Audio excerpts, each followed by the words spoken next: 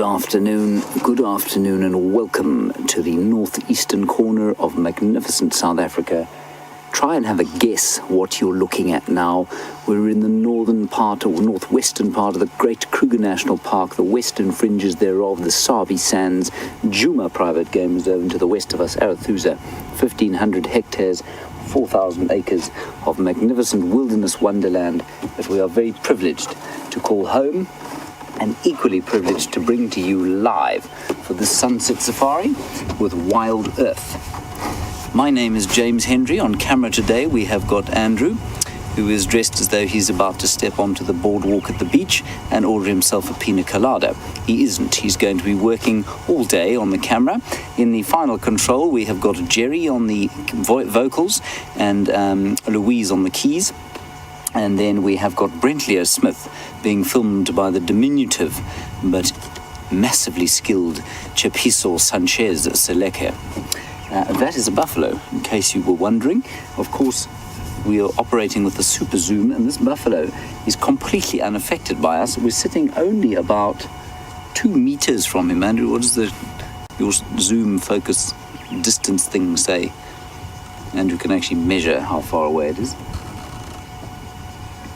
3 meters. 3 meters away, sorry about that. Well, Andrew, you're a meter behind me, so it's 2 meters from me because I'm braver than Andrew. So Andrew's sitting a meter behind me for defensive purposes. And they're totally unaffected by us. Some buffalo bulls, which are now becoming a regular feature when we start these drives and throughout the drives, because they come and they sit around the water here, because we are in the midst of what can now certainly be described as a proper drought.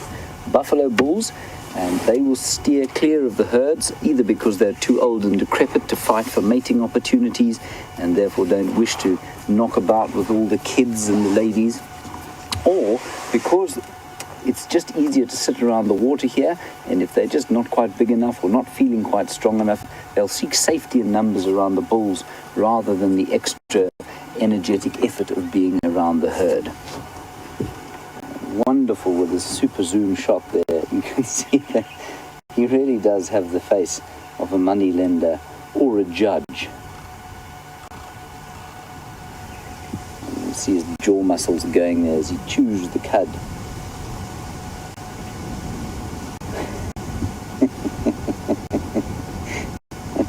A lovely picture of his nostrils.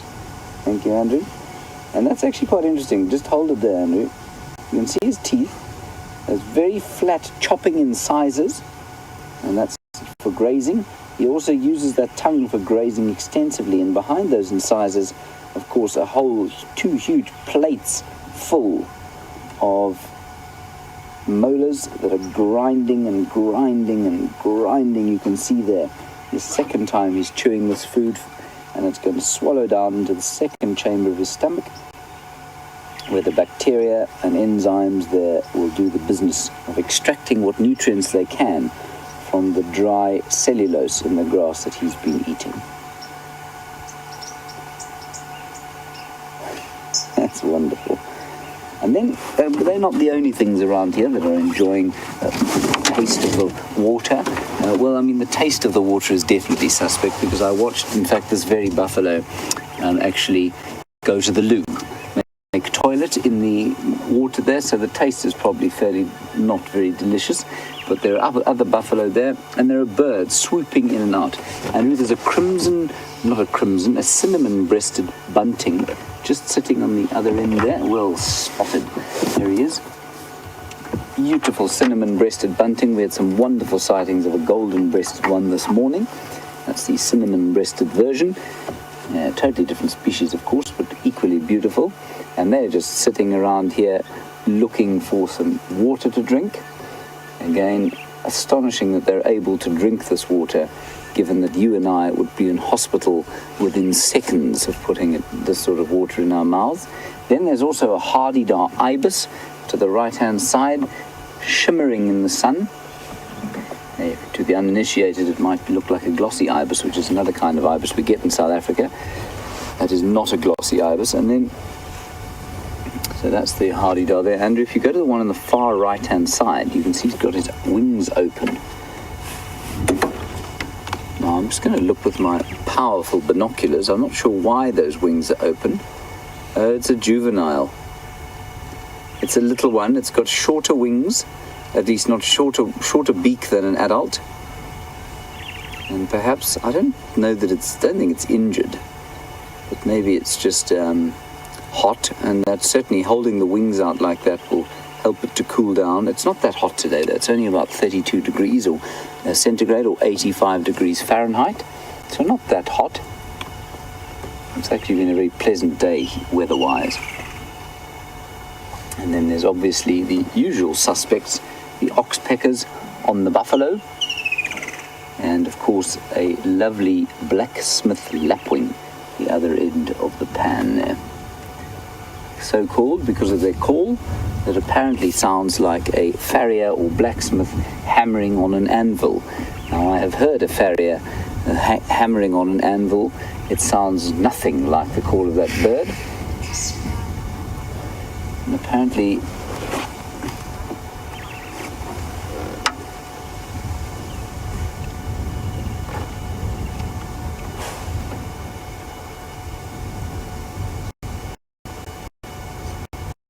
Geraldine in the final control says she can see a buffalo, not a buffalo, a butterfly on the buffalo. I'm not sure what she's looking at. She might have gone mad. It's not surprising. Very strange. Oh, there we go. I can see it. Well done, Gerald. It's a joker. It's an African joker, and it's just behind the back side of the far buffalo there, Andrew. That's the one that you've got in the middle of the screen there. Yeah, that's it. There's a beautiful orange buffalo called an African joker that has now obviously disappeared. Right, the butterfly has moved on. I'm getting confused between buffaloes and butterflies now. And there's also a yellow-billed oxpecker, lonely yellow-billed oxpecker on the back of the far buffalo there, Andrew. The closest oxpecker to us is yellow-billed. There we go. It's got just a little yellow base to the bill.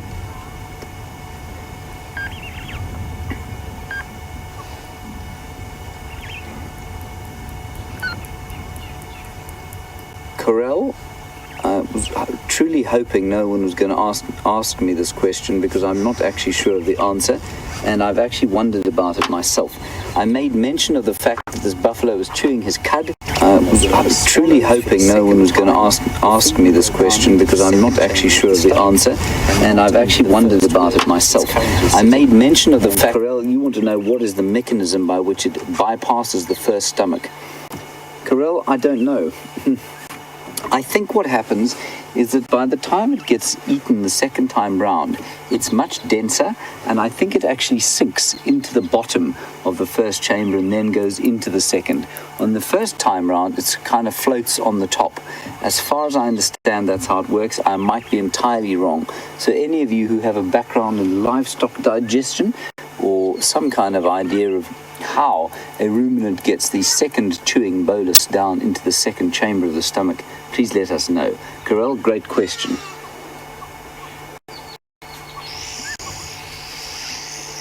Yeah, it is a little hardy-dar. The little hardy-dar's begging now.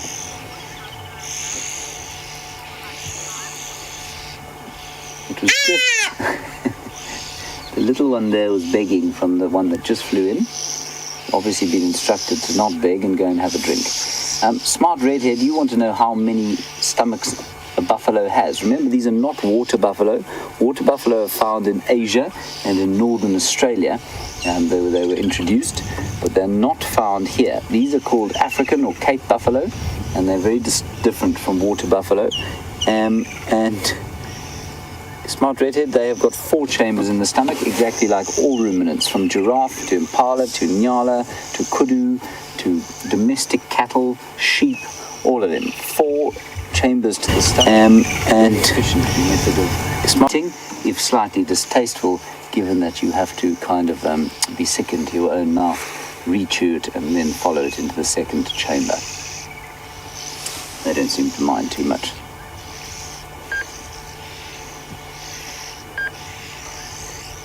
And one last thing here before we move on.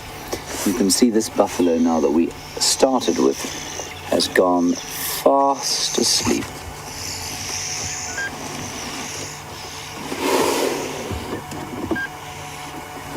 So let's just whisper so that he doesn't wake up.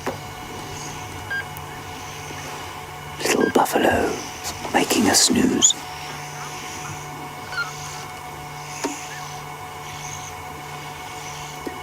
So this is one of the great things about the bush and a summer afternoon like this. It is the most restful place. And if ever you're feeling stressed out and worried by life, and a summer afternoon out here will leave you feeling infinitely better. And there's also some buffalo there. They're not buffalo, butterfly. Good grief, the small flying insects, not the great heaving bovids. Some little orange butterflies. I nearly said it again. You see them, Andrew?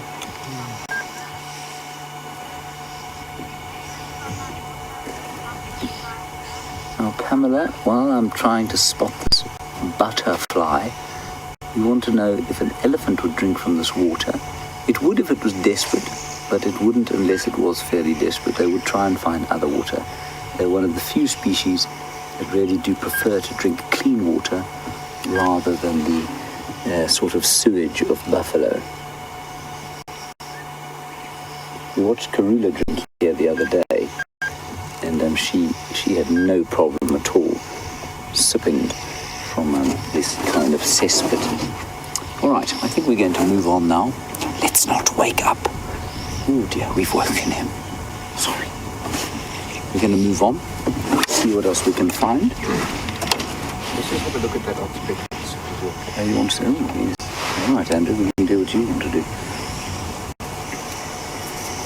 So we just want to look at the oxpecker there. We have the super zoom function on this camera, and so you can really get a nice idea of him or her. They're actually such beautiful birds.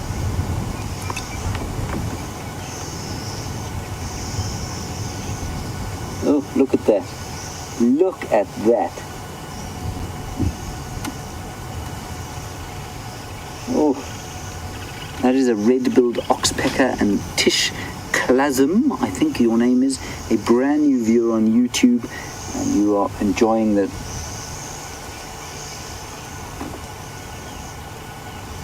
Okay, I'm not following what the final control is rattling off at me here. Tish, you're a new viewer on YouTube, and it's wonderful to have you with us, and I'm so glad you're enjoying it, and thank you for taking the time to get hold of us. Those are red-billed oxpeckers, one of two oxpecker species that we get here, the other being the yellow-billed, which we saw just now. Oh, that's wonderful. That's a great shot.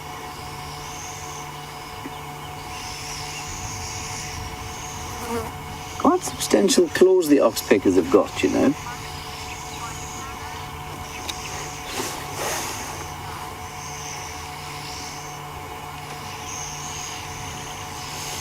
Yeah, quite substantial little claws. And there they go. All right, Mike and Montana, as you say, let sleeping buffaloes lie. We'll press on and see what else we can find.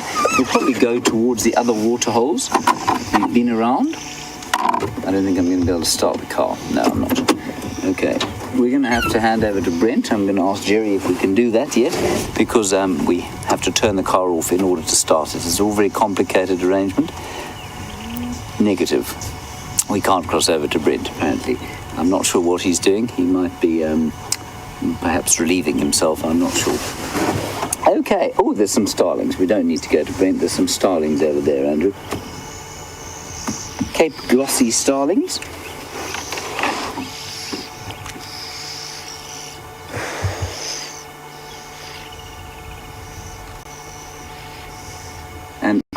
Now, what do we need? Oh, there are two species of starling there.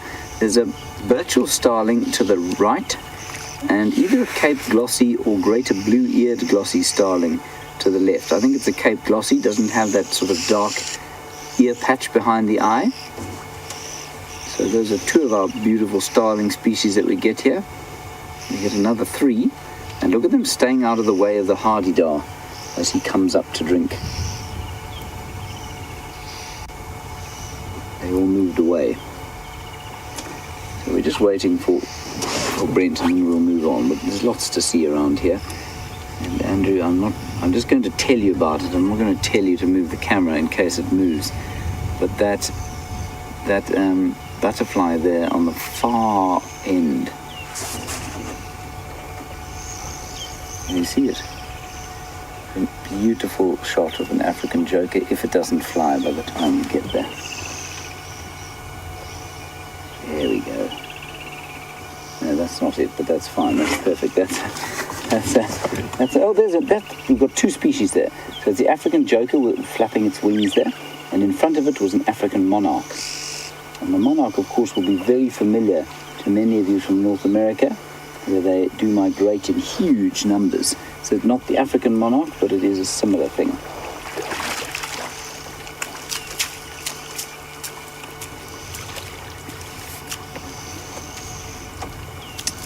Alrighty, I think we've exhausted most of the content around here. Let's head across to Brent Leo Smith. Apparently he's back on the car, ready to welcome you onto the back of his vehicle, and I will carry on from here and we'll see you shortly.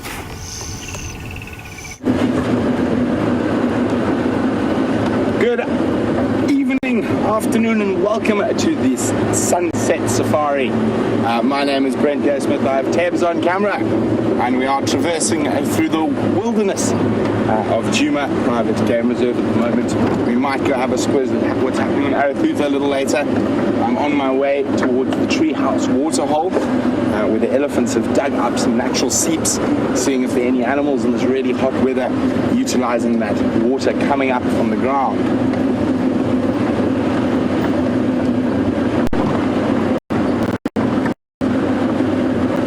If any of you out there are new, don't forget we are live. So you are seeing what we are seeing at the same time. So you can ask us questions, anything you might have wondered about the bush, about animals, and you can do that by using the hashtag Safari Live on Twitter, or you can use the email address questions@wilder.tv.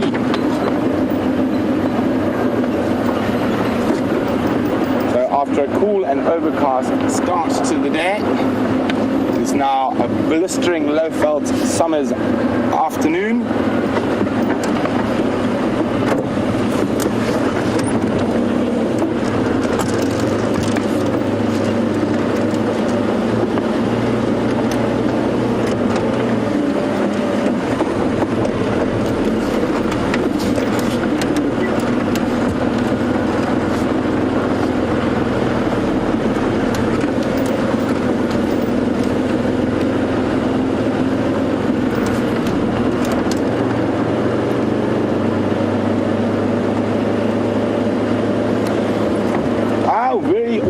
South African summer welcome to Terence Jr., who's a new viewer, and he's in Margate, which is in South Africa.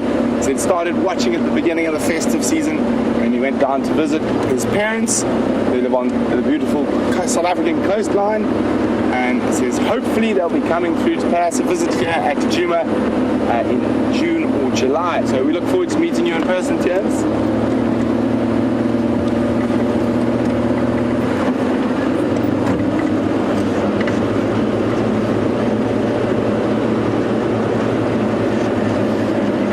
See from the greenery that was on the ground a couple of weeks ago, a lot of the grass is actually being burnt by the sun and going back to its sort of winter coloring. So we are in quite a big drought at the moment. We're not the only South African province, or state as you would call in North America, that is experiencing bad drought.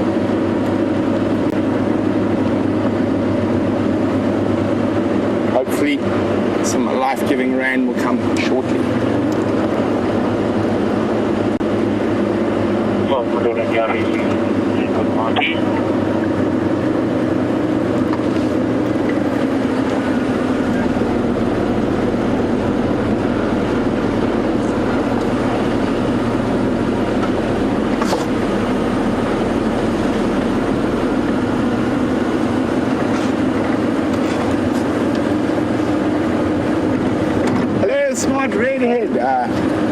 the Sunset Safari.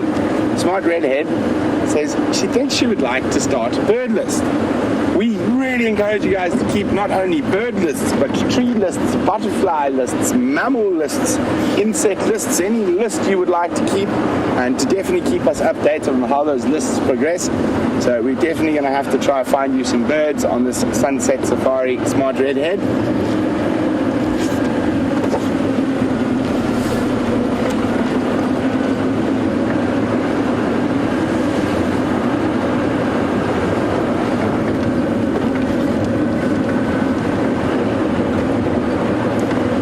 Approaching the treehouse water hole at the moment. Hopefully there might be something there.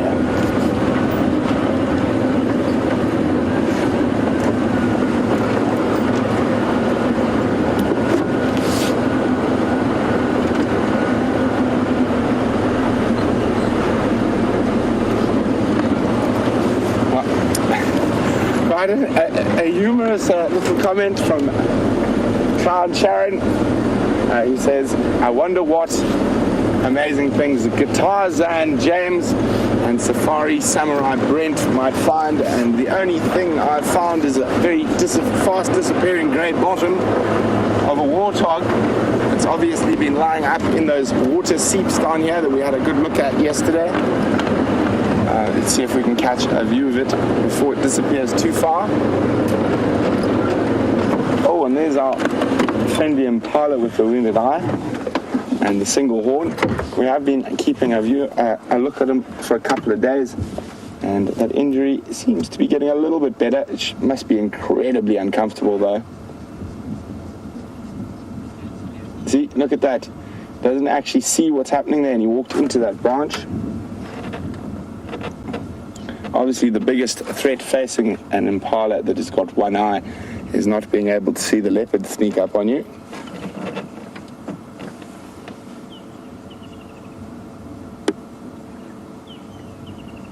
But fortunately for him, he doesn't normally hang alone. He's got a few friends with who have got two sets or two eyes and are able to do some spotting for him. So we have been seeing him around this treehouse waterhole for the last few days, and it's probably because of the permanent water here.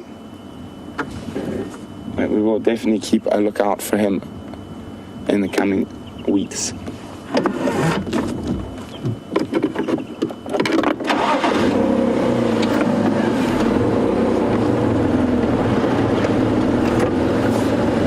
So there was a warthog that had disappeared down the little drainage system.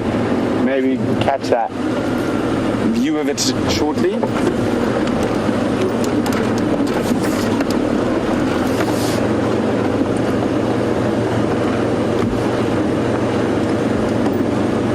A very warm welcome to Steph on YouTube. Steph says, if they start a butterfly or moth list, will I find an African lunar moth? Well, actually, Scotty and James found one already this year, so hopefully we will find another one. We do see them from time to time. We definitely will try to find you an African lunar moth.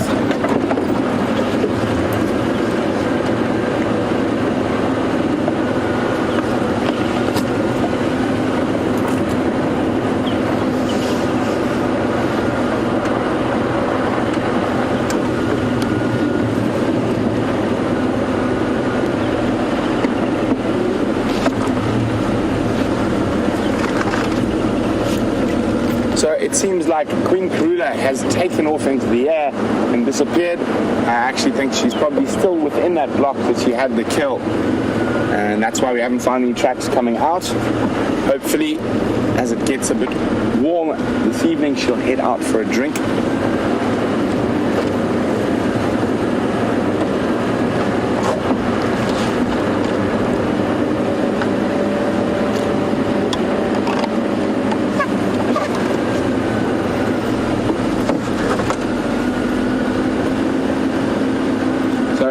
When it's really hot like this, we'll find a lot of the animal and bird species will be taking refuge from this beating African sun in the shade. So always important to check carefully in especially the heavy shaded areas, specifically for things like leopards. They don't like lying out in the blazing sun.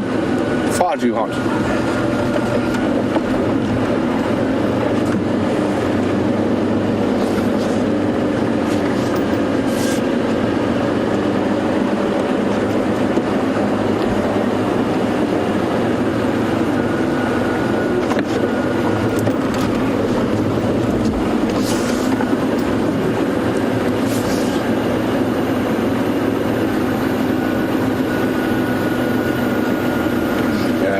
So that's why we're working these areas around the small drainage lines or dry creeks, and you get bigger trees and thickets, so offering a bit more shade.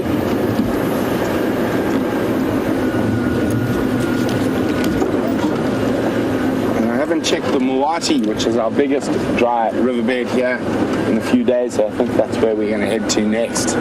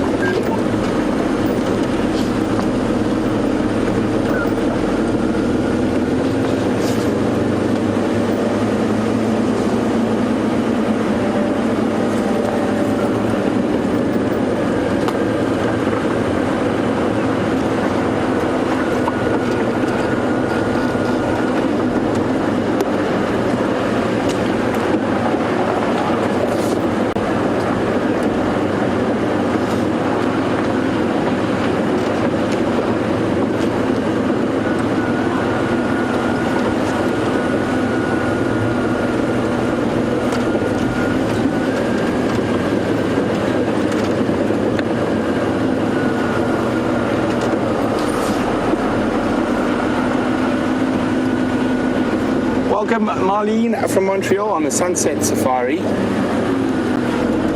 Marlene would like to know where are all the elephants? Are they gone because of the lack of water? You will find that they will probably come back in a day or two. There is enough water to hold them within the area, but they need to eat such vast amounts of vegetable matter that they do move a lot. So at the moment I've been hearing that there are a lot of elephants to the north of us. So hopefully they'll be on their way back today, or at least tomorrow on the Sunrise Safari.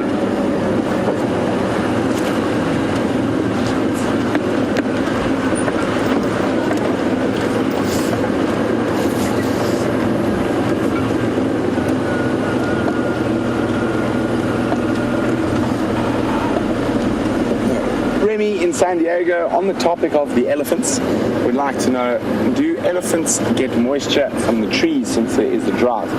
They will get a certain level of moisture from the trees, but nothing like what they need. They do need to drink. They drink on average about 100 liters of water a day, which, if I remember correctly, I can do my maths here.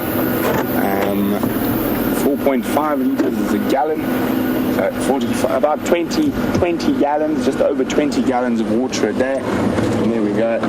See, even the kudus taking respite from the sun in the shade. There we go. A female greater kudu.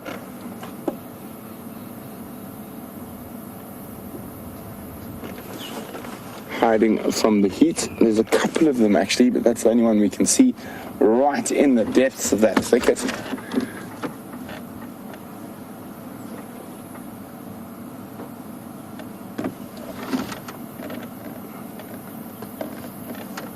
One of the larger antelopes we get here in the African bush, in this particular area, and one of the three, what she spotted.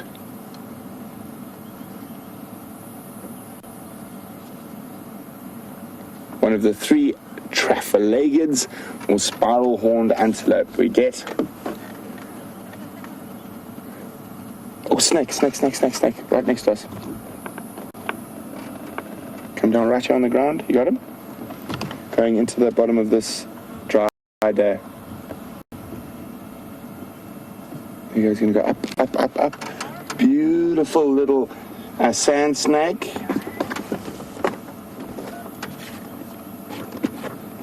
Tibbs is not the biggest fan of snakes I've ever met, but he is a great cameraman. Isn't that incredible?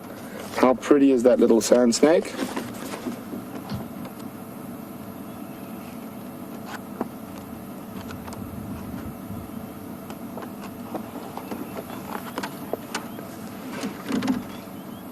Where's he off to now?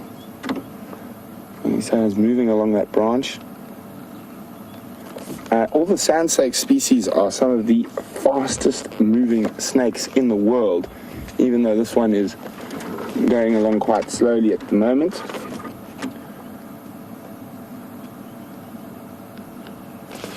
If I remember correctly, it should be the eastern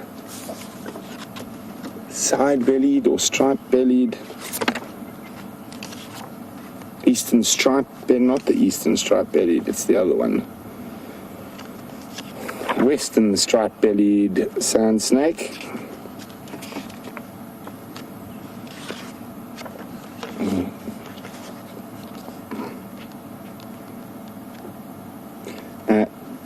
This is the fastest snake in southern Africa when it decides to get moving.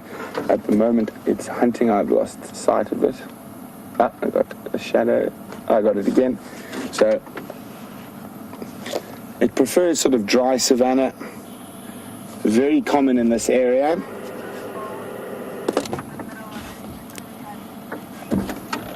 Looks like there might be a bit of a bulge. It could have eaten recently, but I don't think that. I think that's just the way it's lying on that branch at the moment. And it is one of the few snake species that's really active during the hottest hours of the day.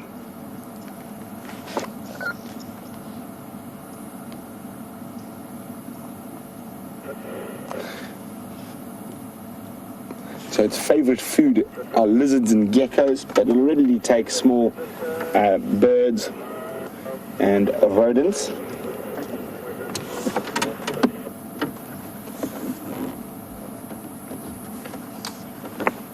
It's mildly venomous, but the venom in particular is not to have any too much harmful effect on man. Look how the camouflage is incredible. Do you think if we move in a little bit, we might get a better view there, Tibsy?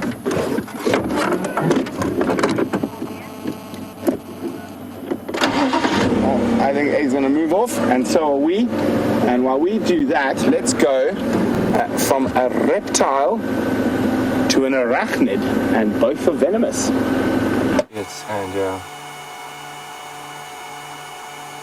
Hello everybody, we're sitting at the door to the home of a Pistithalmus glabifrons, a burrowing scorpion, and I'm not sure if you can see his pincer, but he's trying to pull my stick away from me.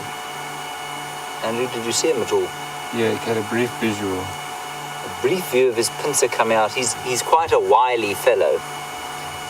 So you saw it as we came live. I'm going to try once more to entice him out, aka irritate him until he grabs my stick. He is holding it, so if you watch here, you watch the stick.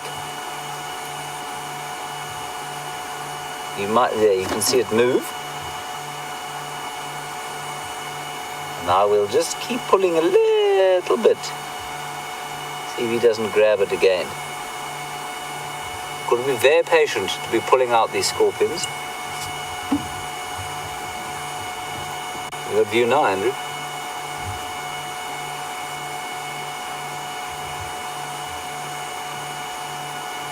I don't think he's going to come all the way out. He's very clever, this fellow. Anyway, this is his burrow, and it's a very big and well-used burrow, and there's all sorts of detritus here that he's left. This is his sort of midden, if you like, and there is a whole lot of millipede exoskeleton. There's an exoskeleton of what looks like a talky beetle. You can see there, shining in the sun. It's the exoskeleton, it's the sort of fused elytra, or the forewings of a beetle that have been eaten. What else have we got? Ooh, we've actually even got a pincer from the scorpion. So either he's eaten another scorpion, or he's shed his skin at some stage and put the skin out. How's that? That's wonderful. So there's his vicious little pincer. Doesn't open. And this scorpion is not toxic to human beings. They give you a little nip with their pincers, but their tails are very kind of mild venom and only used for killing their prey. So that's what he eats. I wonder if he didn't eat another scorpion there. That's quite fun. Let's just give this one last tug and see if he will show his real pincer. and then we'll leave him be. No, he's not going to. Anyway, a wonderful little burrow here, and I mean, I'm fairly amazed that it's so deep, and I suspect it's been used for a long, long time. The fact that it's been dug out like this, I mean, I can't see what else would have dug it out unless something like a civet or a mongoose came to try and dig him out, you know, and he burrowed his way back in, and that's why there's this kind of depression there. Anyway, very well kept little burrow with a very neat little midden outside. I mean, I know some human beings who are less neat than that, some of them in the camp. Wonderful. On we go. I believe Brent found a snake, which is very exciting.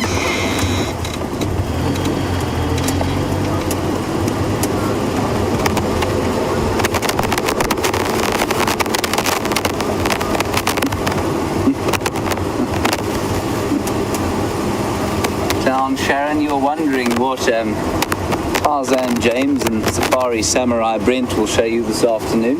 Well, certainly a small piece of scorpion and a snake so far.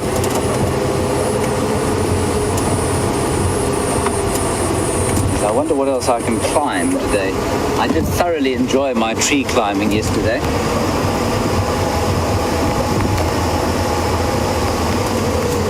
Okay, let's go across to Brent. Apparently we've got some microphone issues. We'll sort them out and see you just now. So we're still with heading down towards the Mawati. You can see the baby impala, another impala in the shade here. Keeping out of the sun. But let's get down to this drainage line. Hopefully we will see some interesting things down there.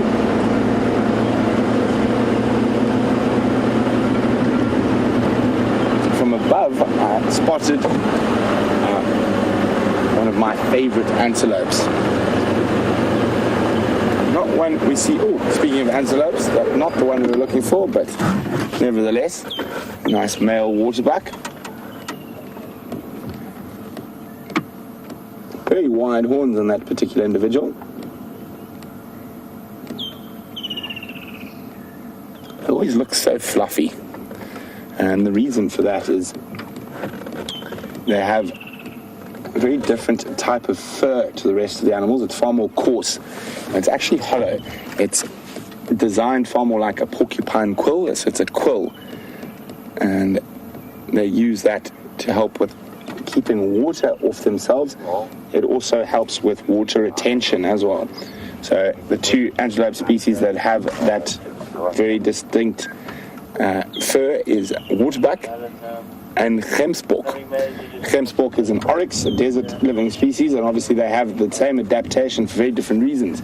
With the desert dwelling species, it's to help them with water retention so they don't lose water, and with waterbuck, it's to help them be a little bit waterproof.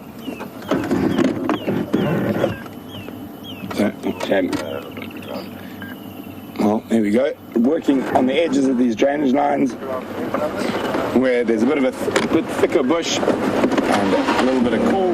We're going to hopefully be finding quite a few different species that are utilizing the thickets and the shade around here to their advantage in this very hot summer's afternoon.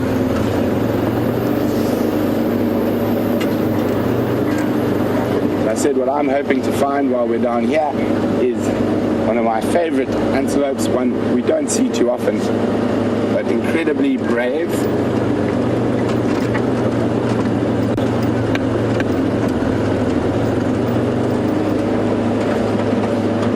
So I thought I spotted a nice male one of these from the top. Oh, sorry, Franklins.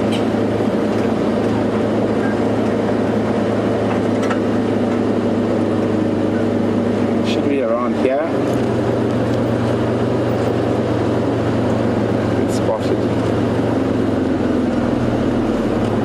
It's another one of the Trafalgarids. We get 3 Trafalgarids here on Djuma Private Game Reserve. And I'm sure I spotted my favorite of the 3 crossing the drainage line from up on the high bank there. But they can be quite shy and retiring. So let's check very carefully where it's disappeared to.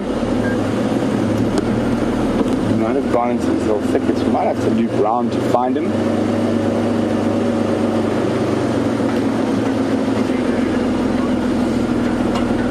There he is.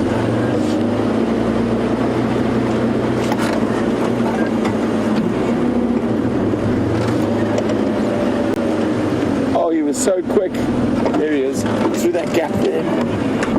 He's moving off into the bush. You got him there, Tebs? It's a little male bushbuck.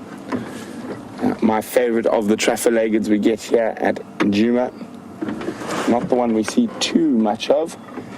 And in Zulu, one of the few animals that there's a different name for the male and female. Let's try to see if we can get another view of him. And then also on an exciting note, we seem to be surrounded by an immense amount of butterflies in this area, so we'll definitely be having a look at those shortly. Just want to see if we can get a view of that bushbuck through the thickets. Unfortunately not. So he might pop up again with a slightly better spot, but let's have a look at some of these butterfly species we've got here.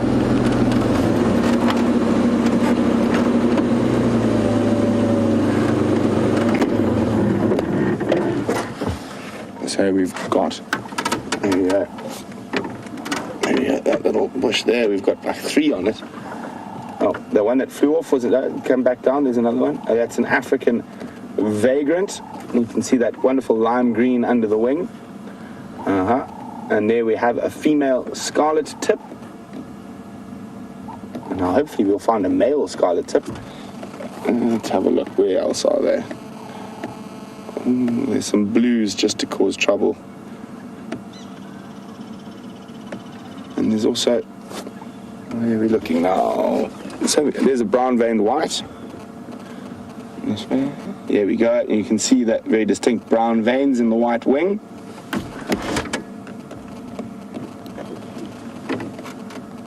And they are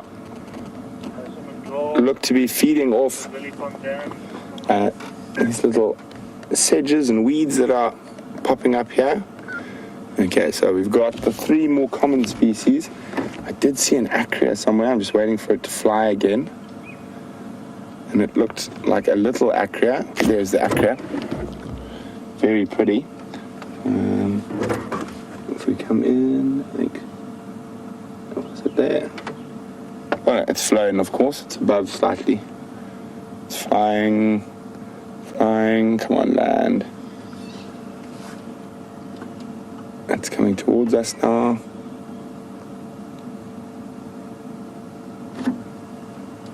That orange one there, flying there. But it's not landing.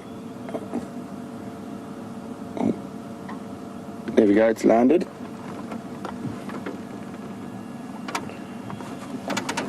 Got him there. Oh. A little bit to the right. It's of the white one. To the right slightly. Oh, there's a sulfur tip. Where's the acrea gone? No, he's still there. Oh, it's taken off again now. Let's go back to those 2 there. Oh, there's the acrea, and now we've got all 3 in shot.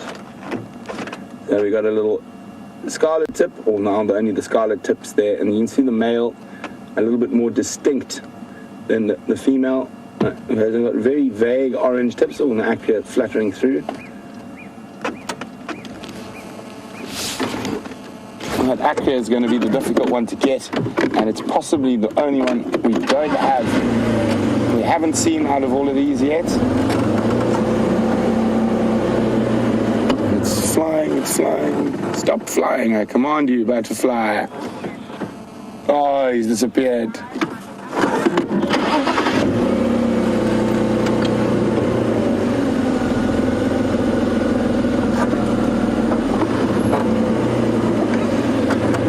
A big welcome to Ian, who's a new viewer watching us on Apple TV. I think that's the first person I've heard watching us on Apple TV.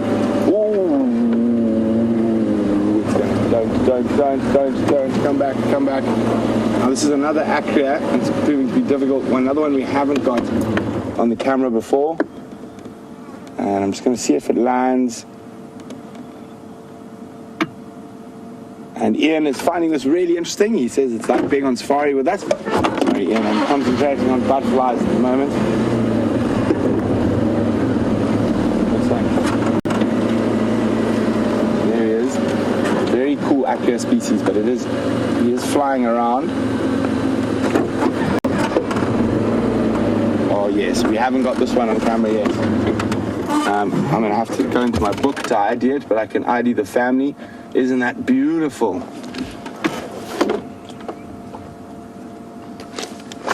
Let's find the butterfly book. Isn't that an exquisite butterfly? And quite often one of the big problems with butterflies is that even though we might be able to get the family, sometimes they're not in the book because there are so many species. So sometimes I have to try and get a photograph and then send them off to a herpetologist and to identify them for me. And when it comes to butterflies, I'm very much an amateur.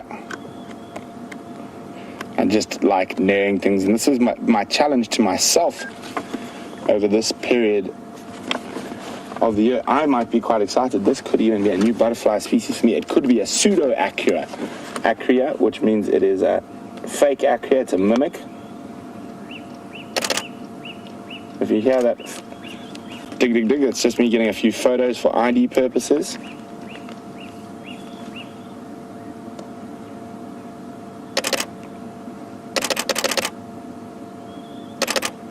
Okay. So now, in case it flies off, we've still got a decent picture to look at while we have a look in the book. Bit difficult to see on the screen, but there it is. But for a second, I was pretty sure acria, but we do have pseudo-acrias, which basically, it's a mimic. So it is a harmless butterfly that will mimic something like an acria that carries quite a strong hydrogen cyanide poison. It'll mimic the look and the flight pattern of those butterflies to make sure predators don't try to eat them. And there we go. And I think acrias are my favorite butterflies, but there are many, many types of them. Have a look there. Very dark, but stripe in the wing, not that one. I think it could be a pseudo-acria.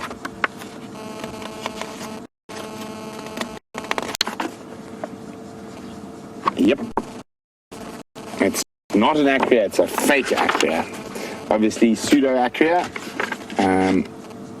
They look very, very similar to the acrias, but just not quite the same. There we go. Have a look again. See, what I'm looking for is very distinct sort of white lines on the outside of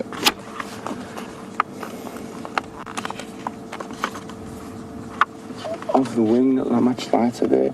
So I think it's a pseudo-acria iritis imitator. So that one. There's quite a lot of variation in these butterflies, but let's have a look what the common name is. And let me have a look. Pseudo-acria.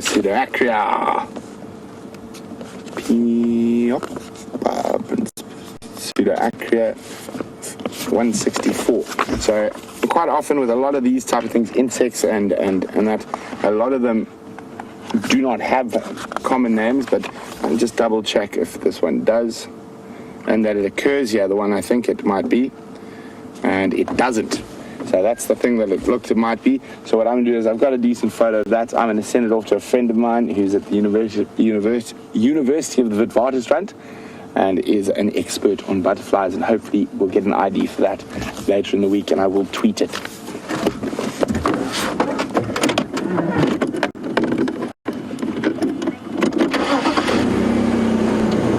So from pseudo-acrias and insects to bovids and mammals.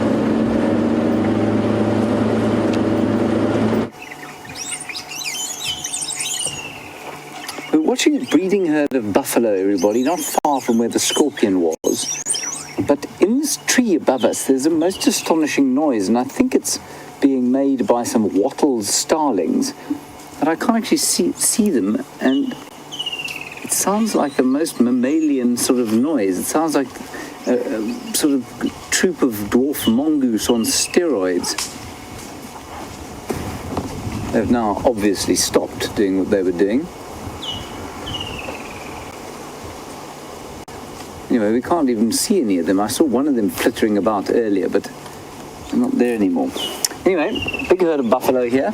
Not an enormous herd, quite small by the standards. There. Listen to that. It's the most bizarre noise. Let me just play the sound.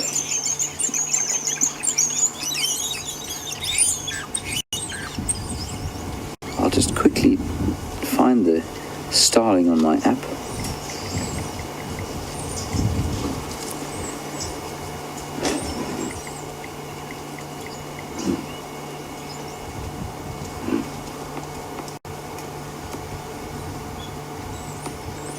Right, listen to this.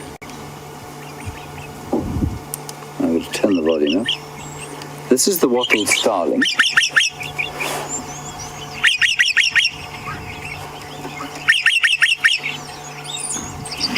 It does seem to be eliciting a response from the tree. See if they come and look. I wonder if there isn't a nest in that tree. It's definitely what it is. It's wattled starlings.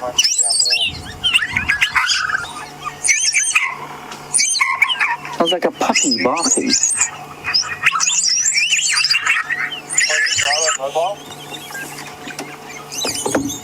I wonder if there isn't a nest in the tree, Andrew. What do you think? I can see one with my eyes, but I just can't find it on the camera. I'm going to sneak back a bit.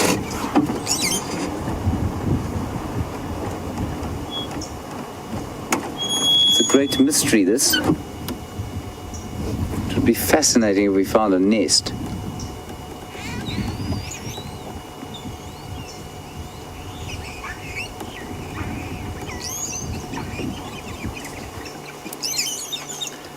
Hello, Kit. You're 10 years old and your mother is making this your science class. Well, Kit, welcome to it. I'm very glad that this is your science class.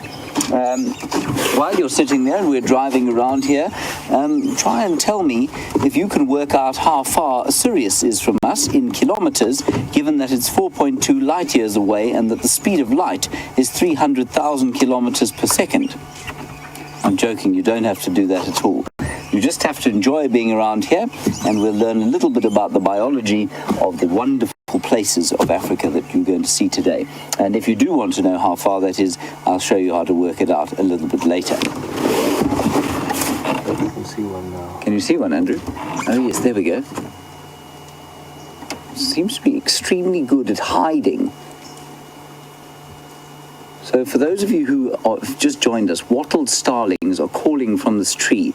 A flock of completely invisible wattled starlings that sound like a small litter of puppies. You can hear the buffalo all around us going, "Boo, boo." There we have a wattled starling. Well done, Andrew. See what a brilliant colour grey is to be out here, everyone. There, beautiful bird.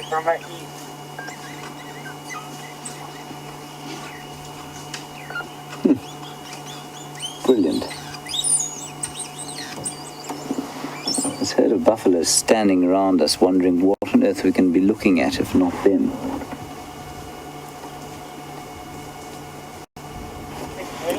Right. Amazing how obvious the bird looks when you know where it is. Let's just go a little bit off-road here to the left-hand side. There are hundreds of buffalo there.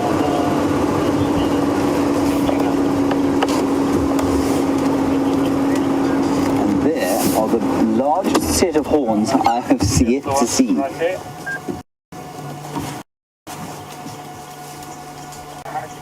Not those ones, Andrew. There we go. Now, Marsha, while we look at that incredible rack of horns there, you want to know about a buffalo you saw walking towards the Djuma Dam this morning, and you said it sounded like he was wheezing. And could he have TB? Martha, it's more than likely he has TB. All of the buffalo in the Kruger National Park are basically quarantined for tuberculosis, corridor disease, and what's the other one? Foot and mouth sometimes. And while TB is certainly around here, I don't believe, and I mean most people now don't believe, that it actually affects the buffalo tremendously. It might knock a year off their lives, and it might make them wheeze and cough a bit as they get older, but it certainly doesn't tend to affect them hugely. We're not convinced that the TB is killing lions like we used to think it did, and so at the moment I think the jury is pretty much out on the TB, but we don't think that it's causing a great deal of trouble for the buffalo themselves. The thing is that now every time you hear a buffalo cough and go, you think, oh, well, he's got TB, doesn't he? There's a young cow coming to say hello to us here. There she is. She seems to be a lot less afraid of us than some of the others. I think she's taken a fancy to Andrew, to be honest. Yes, you have, haven't you, you saucy minx?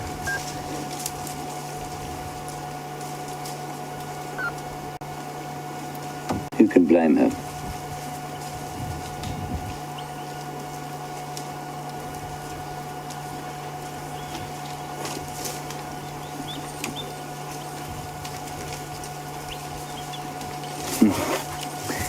And Ravi, apparently you had flicked on the Djuma Dam camera about 3 a.m. and you saw a buffalo going down to drink, and you want to know when they sleep. I think they sleep probably twice in every 24-hour period, once in the middle of the night and then once in the middle of the day.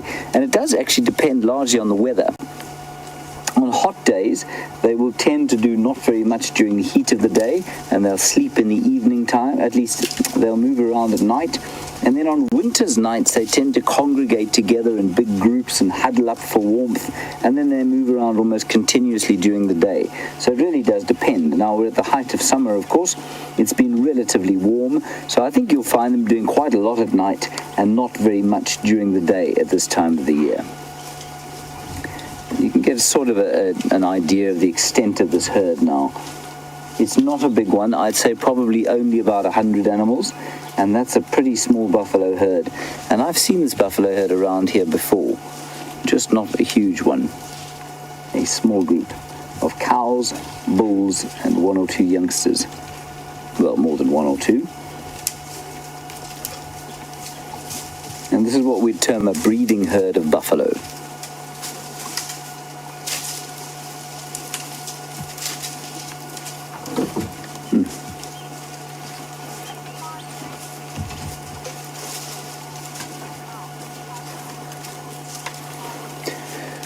And of course, the bovine tuberculosis is not the same as the tuberculosis that affects human beings, and it hasn't crossed this, it's not what we know as a zoonotic disease. It's not a disease that can affect human beings. And so, no, smart redhead, don't worry about that. You can't get TB from, it's a different bacteria, same genus, but it's a different one. You can't get it from buffalo, and you certainly can't get foot and mouth disease from a buffalo, as far as I know. You might if you touched it and if you came into contact with it and it had foot and mouth. But none of these have got foot and mouth. Foot and mouth is obvious. You can see that on any of these bovids. Their feet go all squonk. They get terrible sores on their mouths.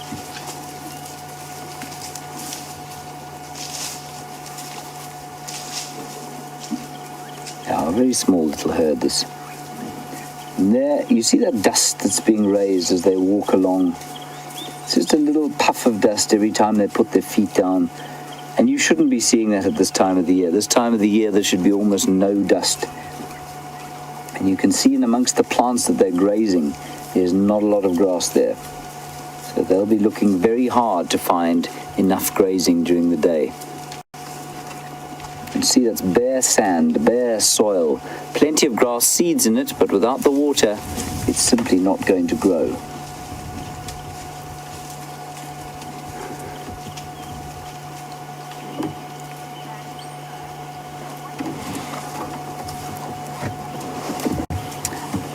Debbie in Vancouver, you want to know about the huge horns that we saw, and you want to know what I think they would weigh.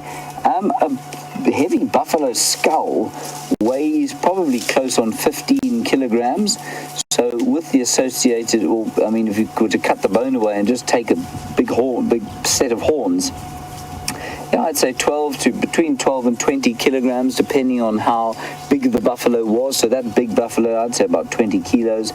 Multiply that by 2.2 and we get to about 44 pounds. So that's quite a lot.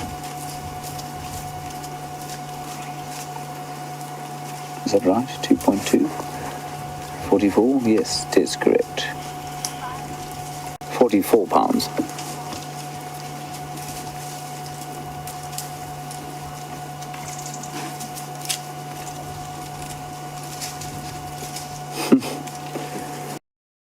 Here comes another unanswerable question, but it's a very interesting one that I've never thought about before. Valerie, very nice query. You've noticed, of course, that these horns are totally smooth, like the wildebeest horns, but that the horns of impala and waterbuck are ridged. And you want to know, is there a biological reason for that, or is there some kind of advantage for it? I don't know. Maybe when they're fighting, those horns that we're talking about tend to be pretty straight, versus these ones which are sort of splayed out to the side, and maybe the straight ones are used more for kind of, they hook into each other and then pull a bit. Maybe that's got something to do with it. I don't know. I imagine it's for grip, actually, when they're fighting. That's what I would say. They don't have the hooks like the wildebeest and the buffalo do. They're also big animals like this tend to have horns. It's expensive to grow horns, and big animals like this, which are obvious and live in herds, tend to have horns for defense against predators quite often. Whereas the antelope, waterbuck, and impala, only the males have got horns, and those horns are used largely for fighting each other. They use sort of secretion and hiding to get away, and running away to get away from their predators. They very seldom will turn and face and fight them. And so maybe that's got something to do with it, Valerie. Very nice question. Very nice. So the two major sort of antelope and bovid animals out here have got these long hooked horns like the buffalo and the wildebeest, and they are used primarily, the bulls use them for fighting, but the cows also use them for defense against predators. Yeah. You can see they smell just like a dairy. They smell just like a herd of cattle, and they even sound like that.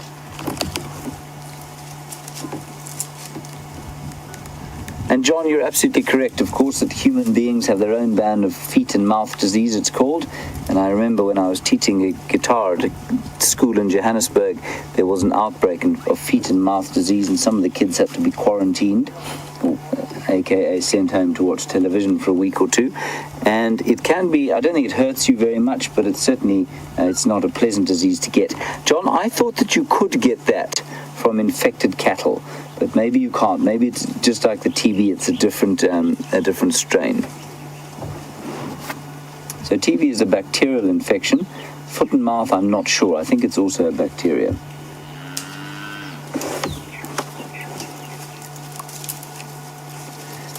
Right. Sorry, John. I think maybe you were making an amusing comment, which of course is now lost because I've made a mess of it. Human beings get foot in mouth disease. I have that quite substantially, John. Foot in mouth disease. Between Brent and I, we have got fairly large foot in mouth disease problems. Brent's feet are of course larger than mine.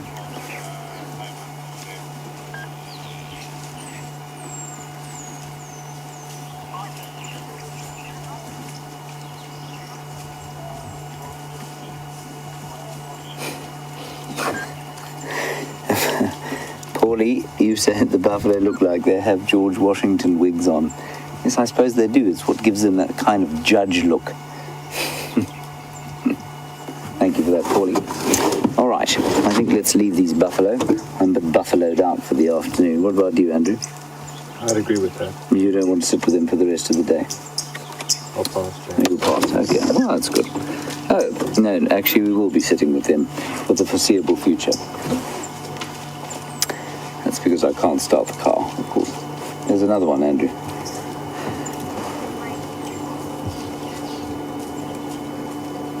Apparently Brent is off the vehicle tracking,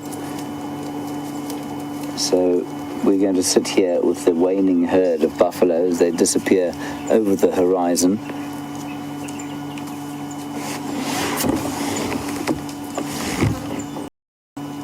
What else we can show you around here? The other thing to notice, of course, is the vegetation, and some of these sort of scraggly bushes which would not be here if there was a decent grass sward. So those kind of scraggly bushes that you can see wouldn't be there if the rain had been good, and certainly they'd be being outcompeted by grass. But we've now had 2 dry years and those bushes are starting to come up. So one of the causes of bush encroachment is a lack of rain. And Joanne, thank you for your comment. You said that when you got home from Kenya, there had been a foot and mouth outbreak and they made you take your shoes off and either hand them in or sterilize them. So perhaps it does actually transfer to people. It may be, though, that they were afraid you were going to infect the cattle of the United States.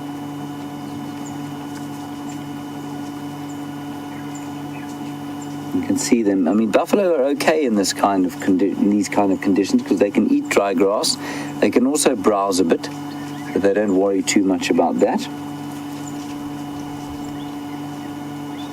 But certainly, by the end of the summer season, if we haven't had some decent rain, there are going to be some skinny buffalo around the place.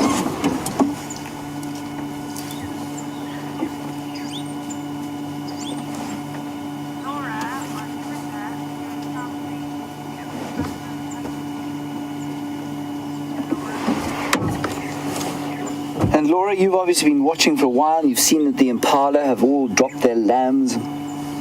The kudu have dropped a couple of calves. The wildebeest have all dropped their calves. And you want to know if buffalo have a specific breeding season as well. Not so specific, Laura, but they will certainly have a peak around the summertime when the grass is supposed to be a lot thicker than it is now. So yes, they have a breeding peak now, but that's not to say that you wouldn't get the odd calf born in the wintertime. So a peak now, but certainly they can breed any time of the year. They don't have a generally sort of fixed breeding season. And what's quite interesting is that in a herd like this, of course, you've got this mixed group of bulls and cows and youngsters. And I think it's quite interesting because it's very distinct from the harem structure that the impala have. So the impala will, when their females come into estrus, they herd the females into a big group like this. Now, in a buffalo herd like this, you do have a hierarchy of bulls, but because everything is a sort of melee of burping, belching, and moving animals, if you happen not to be a dominant bull and you come across an estrus female and there isn't a dominant bull watching you, you'll hop on there and try and, produce some offspring of your own. And what that has resulted in is, and I mean, I know it's something that people comment on quite a lot, is this enormous scrotum that buffalo have. So they have enormous testicles. And that, I suspect, is a function of the fact that what we call sperm competition, where the larger, of course, the testicles are, the greater the amount of sperm you can produce, and therefore, if there are multiple matings with a cow, if you can produce the most sperm, you are more likely, of course, to be the father of whatever calf is born. Now, you find that kind of thing in chimpanzees, which have got enormous testicles for their size. You don't find it in gorillas, of course, because they live in a harem structure. Buffalo, at least, impala somewhere probably in the middle. I think there is an element of it, but certainly nothing like this. And for their size, buffalo have got absolutely enormous scrotums. Right, on the subject, no, not on the subject. That was a horrible foot in mouth. Nearly happened there. Let's head across to Brent Leo Smith, and I'm going to try and restart this car. So, sticking in the drainage lines has worked in our favor. We've got some male leopard tracks. Quite difficult to see, but they're in the... There we go, along there. He's headed back behind us and up onto the eastern bank of the Moati. So I'm going to head around and do a big loop around the block to make sure none of the tracks come out. If they don't, I'm going to go back to the last track and take a walk along the edge through these thickets on the edge of the Moati. Yay! Leopard tracks, the first one I've seen in a while, or since yesterday. So exciting.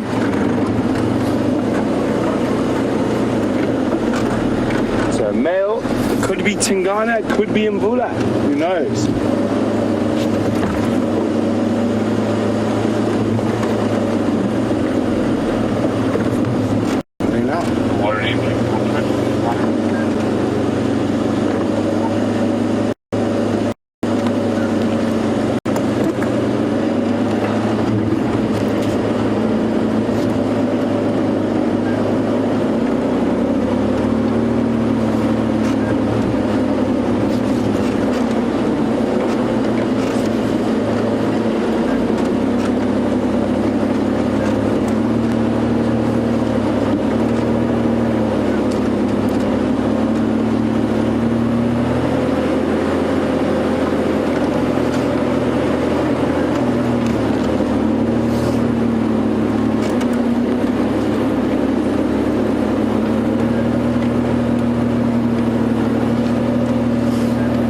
It looks like they're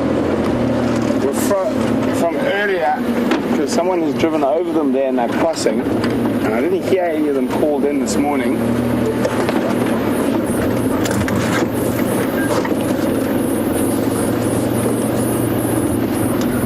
Just called it in on the Game Drive channel quickly, see if anyone else wants to come give me a hand in the area.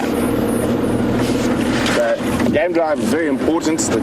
Chatting with the other vehicles, obviously the more of us out there are talking to each other, the better chance we've got of finding an animal.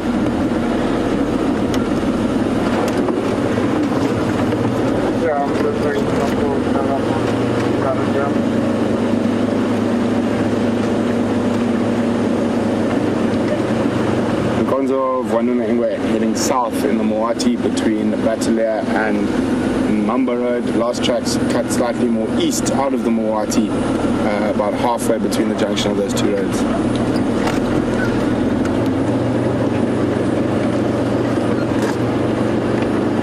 Sorry, Brendan, get that picture again with that update.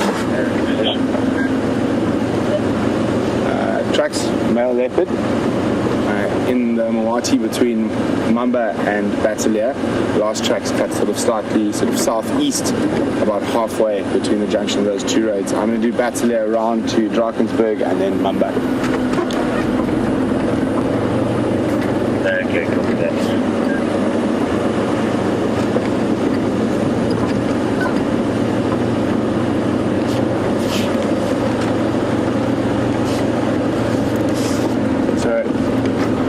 Who it could be from. Sorry.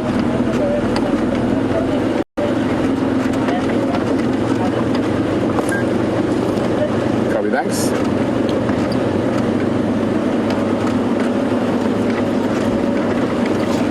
So it could be one of two male leopards. There's been a bit of shift in male leopard territory since I arrived here.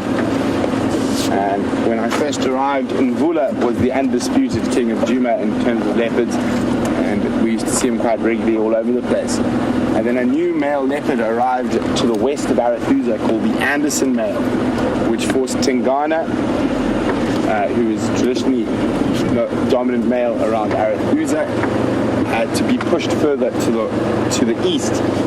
And in doing so he's pushed Mvula, and now we're starting to see Tingana sort of way deep, even further than he had before.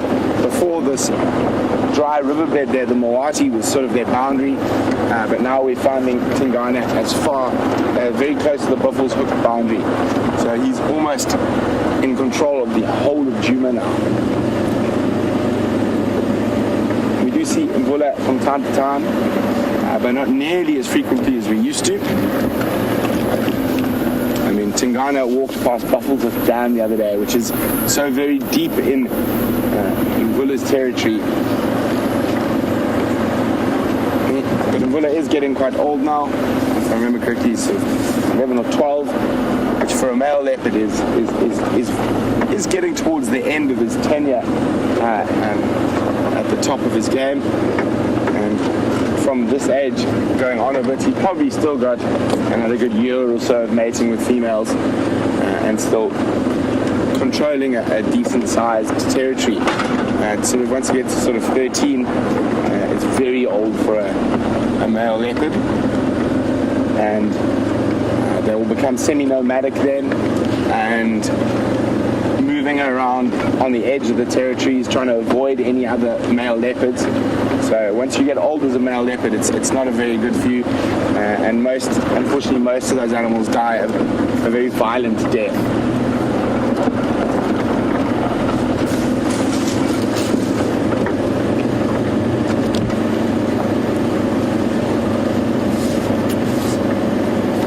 Debbie in Vancouver, talking about leopards and leopard tracks, would like to know if Quarantine's tracks aren't possibly the same size as Tingana's at the moment. I would say probably not just yet, Debbie. I think they're still a bit smaller. Also, Tingana's got quite a lot more weight behind them, so that in that soft sand, the tracks will sink heavier. So I would say this is a big male, bigger than one of the Quarantine, or either Quarantine or Prenuma.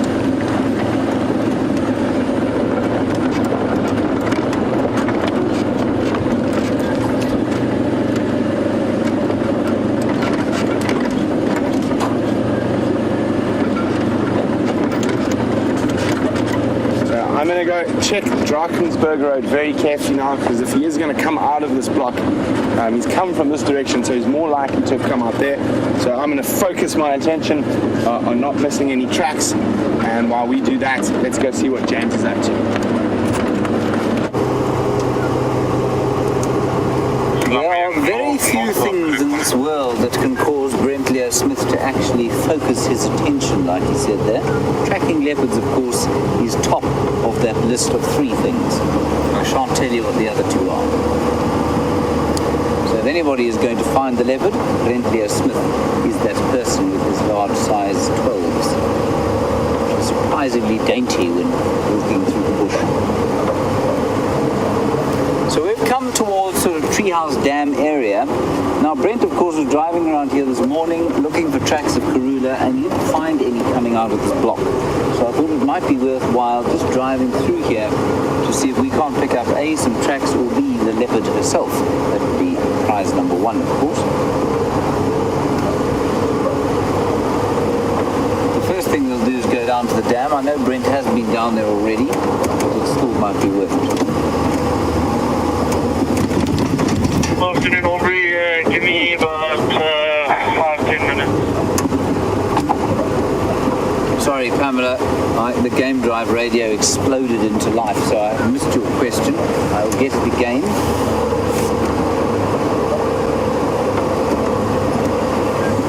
Right, Pamela, you want to know if buffalo ever migrate? No, they don't. Well, not strictly.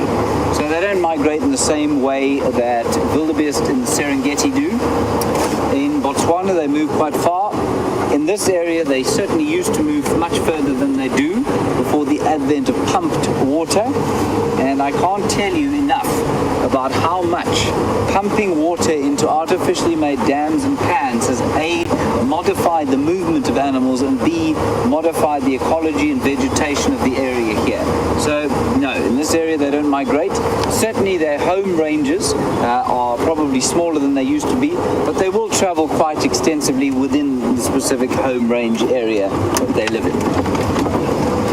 And of place like Botswana, where it's a much more open system, they'll move larger distances, and possibly in East Africa the same.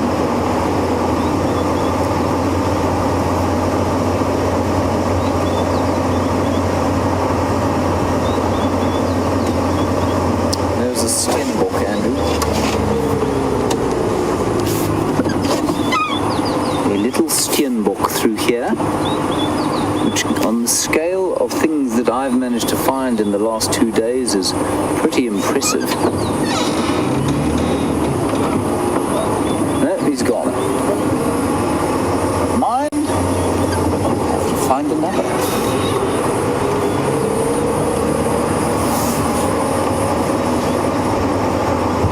Don't want to have to resort to tree climbing for entertainment again. Although, it's a lot of fun.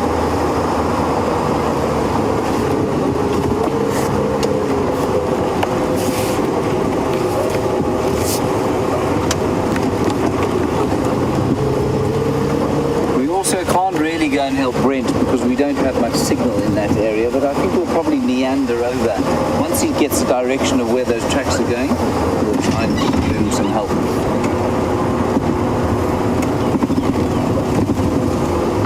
This is also the area apparently where the injured impala was, and I believe you saw him today. You'd be fascinated to know how he's getting on. With that kind of exploded eye.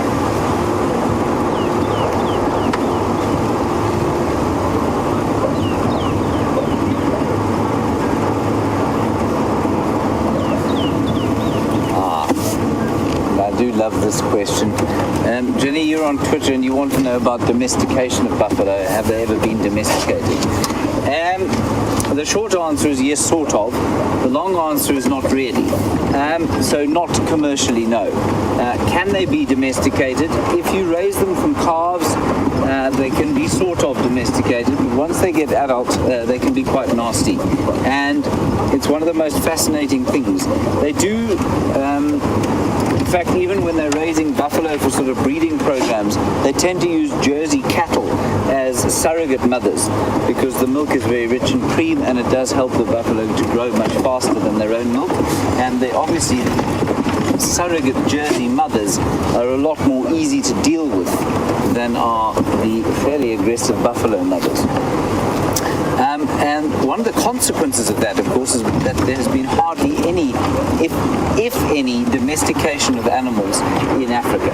So where you had the auroch, which was the precursor to the modern day cattle, it was an animal that evolved in Asia, I think, and was certainly found in the Middle East when human beings went there.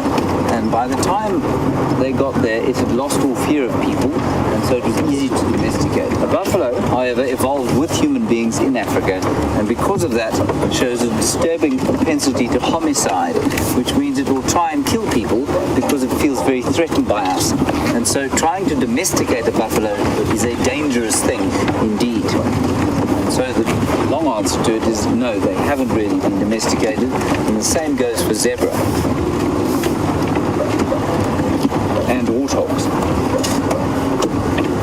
Here is Treehouse Dam, utterly as barren as the Sahara Desert after a prolonged drought.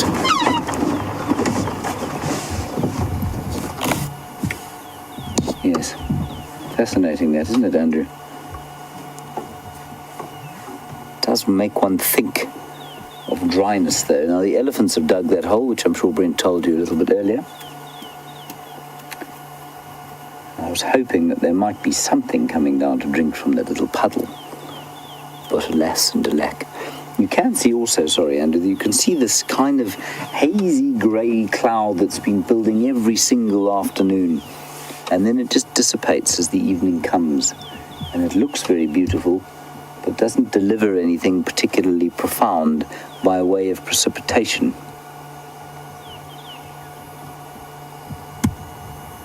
Very nice. Very subtle use of the ND filter there, Andrew. Well done. Right, we're going to head back down towards vaguely the Milwati where Brent is tracking. Let's see what we can find there.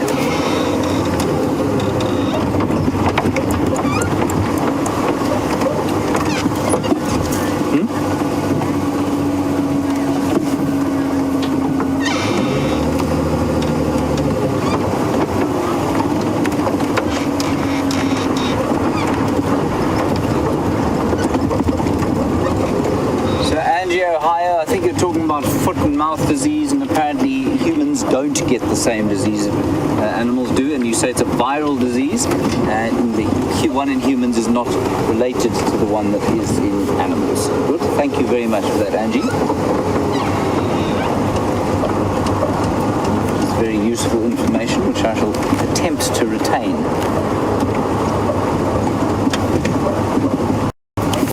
They had a particularly good memory, unfortunately.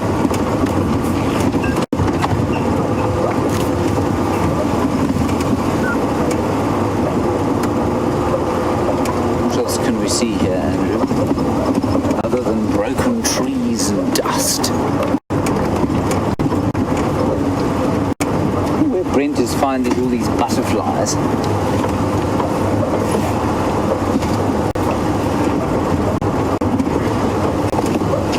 have to eat something, I think, Andrew. Might have to find an interesting thing to eat. See if it affects you.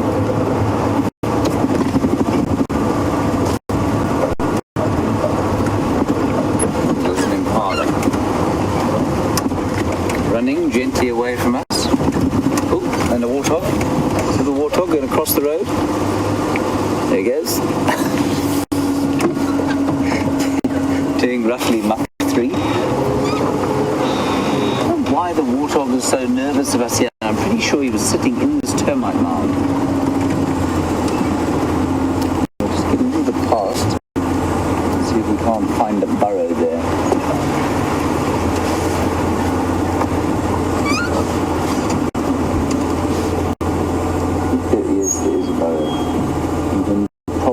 See it. It's through the trees there, but there's a hole in that termite mound, out of which I think that little warthog exploded.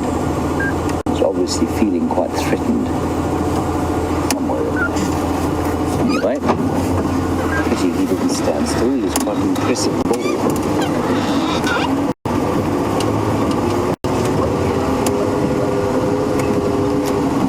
Let's try and see through there. With the super zoom that we have on this camera,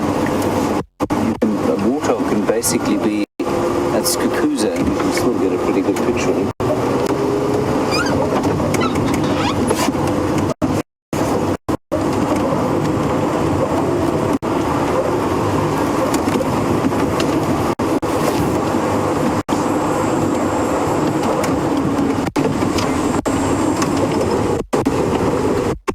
Now, Kit, you are 10 and you're in the middle of your science lesson. And you want to know why on earth it is hot here.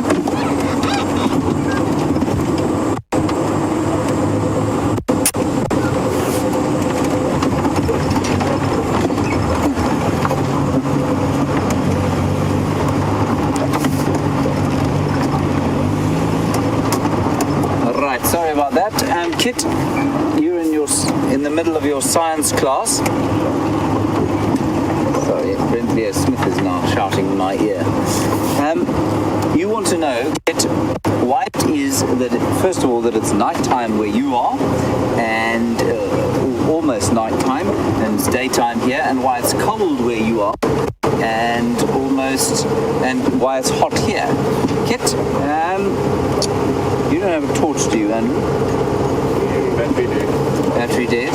No, I've got one on my phone. Okay, never mind. Right, Kit, I will now attempt to explain this to you. This will be my second attempt at doing this, but I will try and do it for you. And for all the other kids living in the northern hemisphere, and perhaps some of the adults who are wondering the same thing. We have had a question from an adult once, which went something along the lines of, this wasn't on Safari Live, I was on Safari. A guest said, it's October back home. What month is it here? That, of course, was difficult to answer with a straight face. Right, there's a good piece of elephant dung there. Right, Kit, stand by.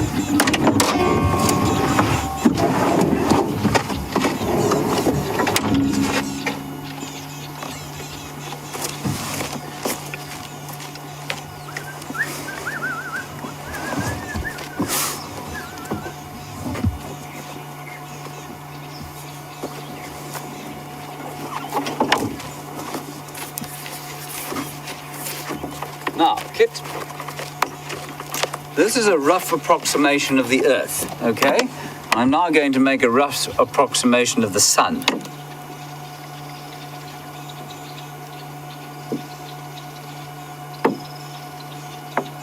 There is the Sun, everybody. Now, as we all know, the Earth travels around the Sun like that, right? Yes, Andrew, you know that, of course. Now, the first question you've asked, Kit, is why is it nighttime where you are and daytime where we are? Now, in fact, rather than, I know what we're going to do, rather than use this, let's put this bright light on here.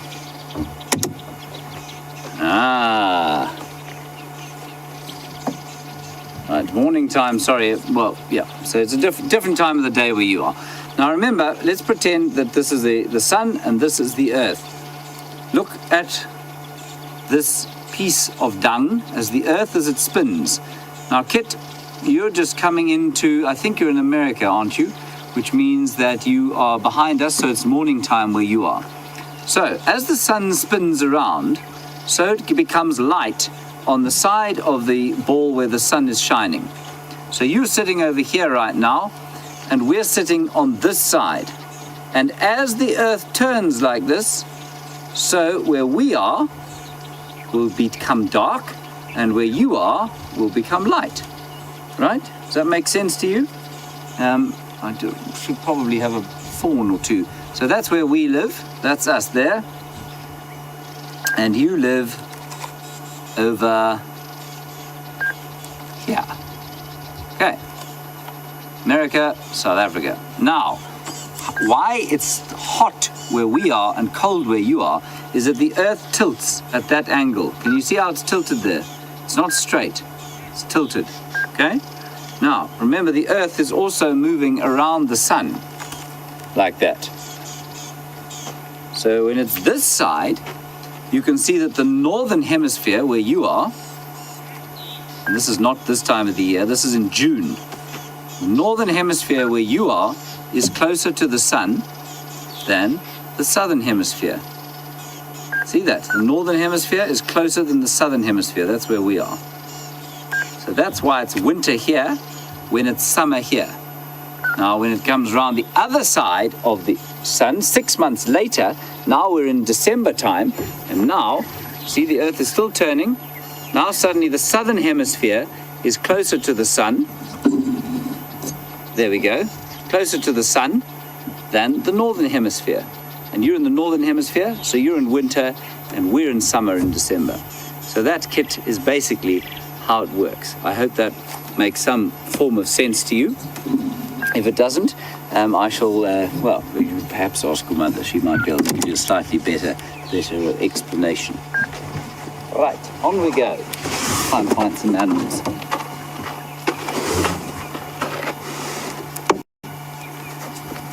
It was a much better sun than my phone.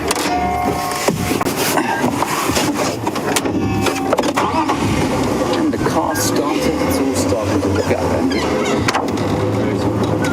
I'm also very surprised.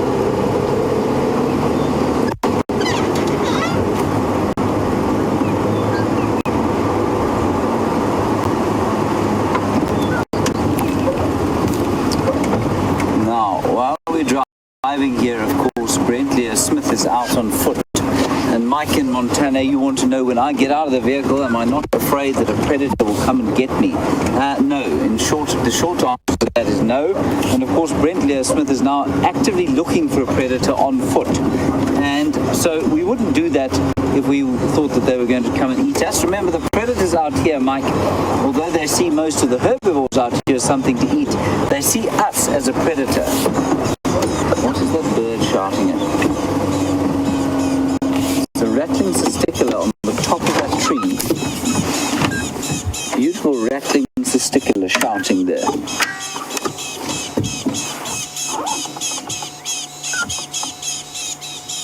There's a snake or something in here that it's very cross about. That's an alarm call.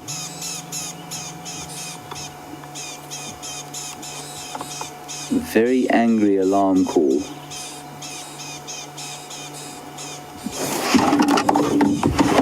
Might be worth worth just sneaking in there to have a quick look and see what there is there.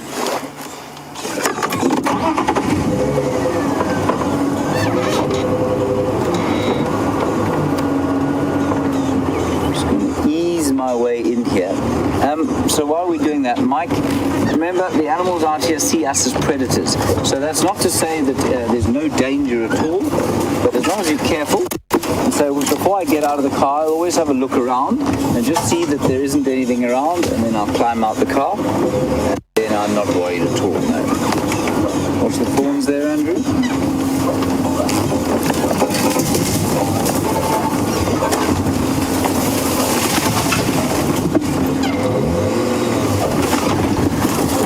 Brent wants to tell you what's going on with his tracking expedition.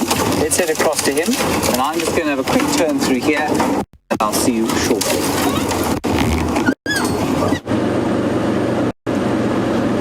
So good news is we're still on those tracks. They crossed over the next road and headed into this myriad of little drainage lines and dry riverbeds off Leadwood Road. So now I'm just really carefully checking Leadwood Road, trying to make sure it hasn't snuck across here. If not, there's a very strong possibility that that animal is somewhere in this nice cool thickets along this drainage line. So we're going to check Leadwood, and then I'm going to come back down here if we don't find anything, and I'm going to take a stroll through the bush, hopefully be able to pull a leopard out of the bush by its tail. So while we continue to do this and check the road very carefully, we're going to hand you back to the commander, and he's going to entertain you while hopefully we try to find you a leopard.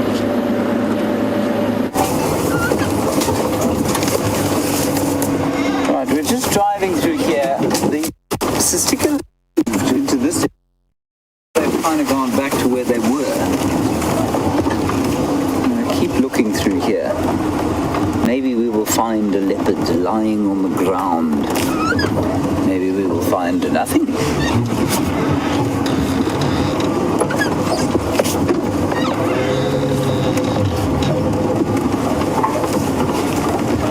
Now they'll do that alarm calling for big predators like leopards. They'd do it for lions, they would do it for snakes, they would do it for avian predators like eagles, but it's unlikely they'd be sitting on the top of the tree. Now, this is a dead bronc we're going to go over. It's going to make a... Lock your ears, everyone.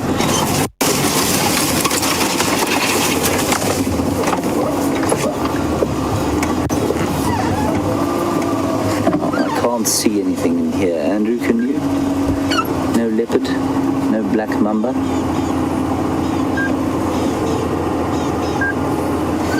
No.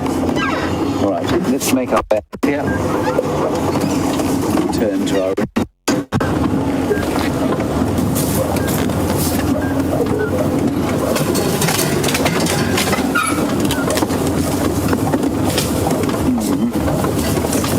Heads, everyone. We're going to have to go under here. Thorns on the right, at least left. Nothing on the right. Okay. Right then. Is that too fast for you? Yeah. Right, there we go. Right, there we go.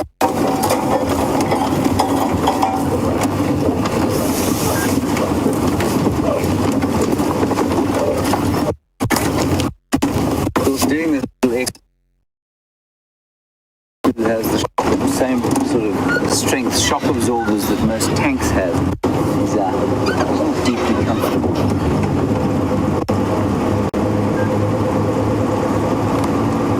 Okay, not sure what they were shouting at. On we go.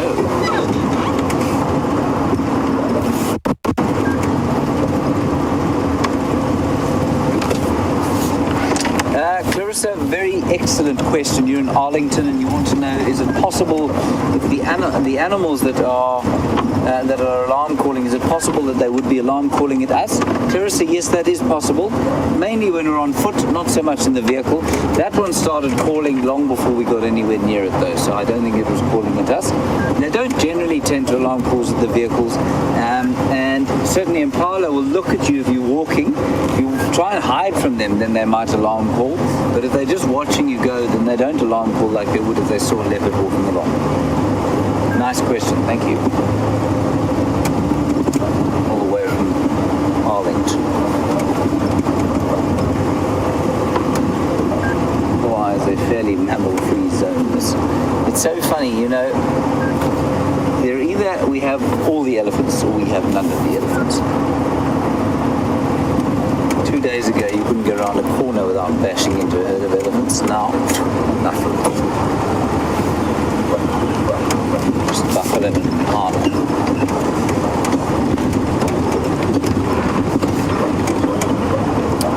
Let us continue up towards. I think we'll probably head towards the Dam now. See what we can see there. It's a beautiful bird there that we don't often see. The chagra has gone into that Ziziphus there, Andrew.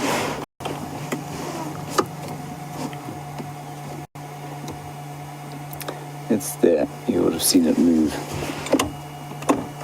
Let me sneak forward.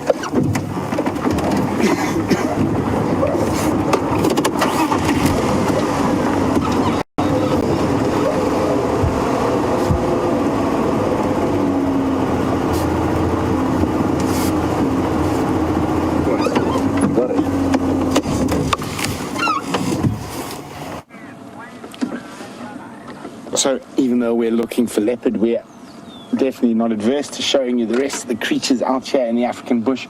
And here we have a female warthog and 2 little piglets.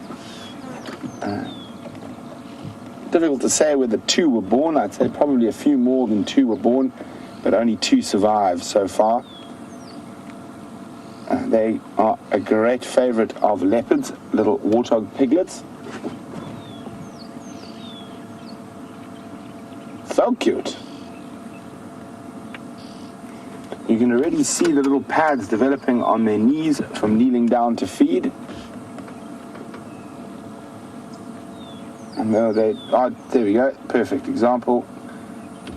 So the reason warthogs do that is so they can get right down to the grass. They quite often will try to get under the grass to remove the little tubers that are attached to the grass that are holding a bit of nutrients and moisture.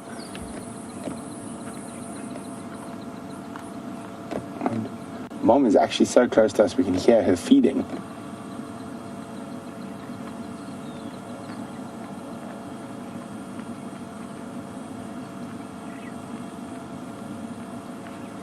You can see very nicely there, you've got those top set of tusks that are more for show. And then underneath you've got those small bottom tushes, and those are the ones that do the damage. Those are incredibly razor sharp. They rub against the bottom of those top tusks, and when you see wounds on lions and leopards that look like clear slices, quite often they come from the bottom tusks of a warthog. There we go, you can see that quite nicely there now. You can see how sharp they are, like little daggers.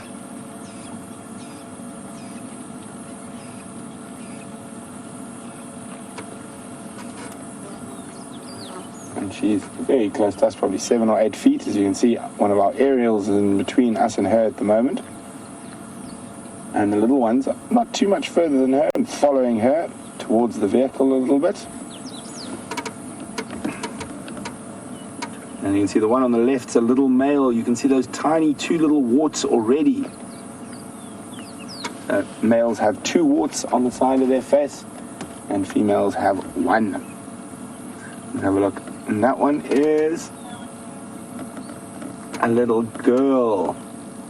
No, it was a little boy.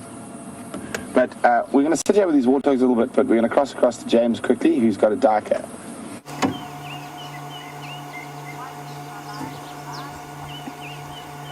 There's a duiker there, everybody, and it does not look good.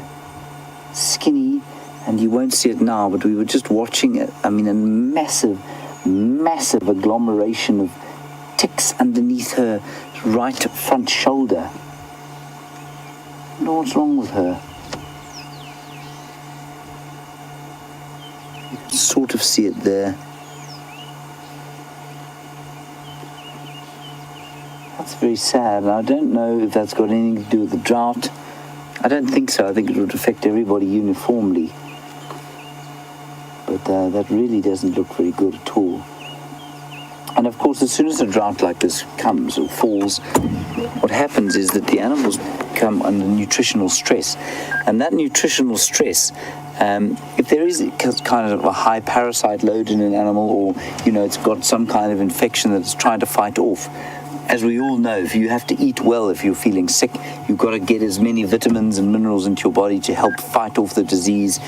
Now, at times like this, when it's really pretty dire in terms of stuff to eat, you'll probably find that those infections and things are taking hold, and so the weaker animals are going to suffer the most.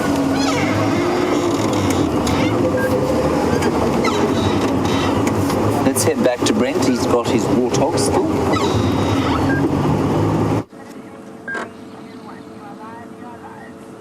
So, still continuing our little break from leopard tracking to follow these tiny little bundles of joy. And as it starts to get cooler, Mom's going to start leading them back towards their den, which will be a disused aardvark burrow. And they will spend the night in there as a bit of protection for predators.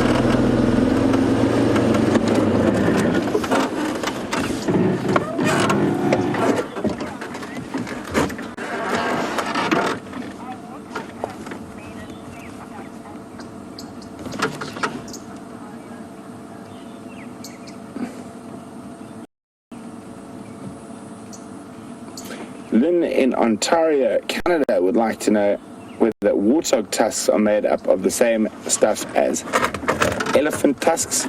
Well, Lynn, to a degree, yes, it's enamel like our teeth, and a very similar makeup. The ivory is much, much finer, and that's why it's so sought after, and obviously bigger, so you're able to work it into carvings, which is the main use for ivory. But warthog is very similar, but not quite the same. It's a little bit more coarse and not as easy to work with.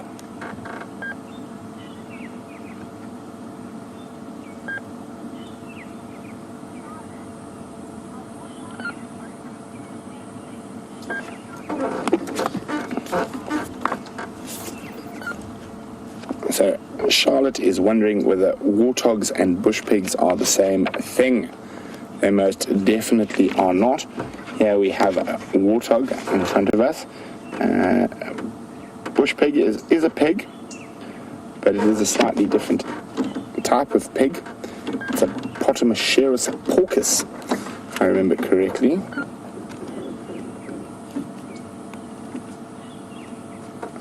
Oopsie, let me just...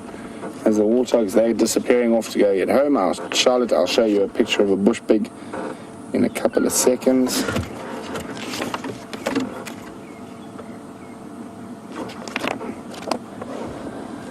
There we go.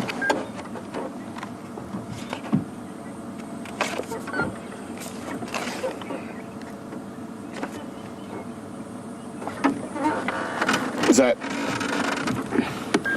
bush pig, that's probably not the best diagram of a bush pig.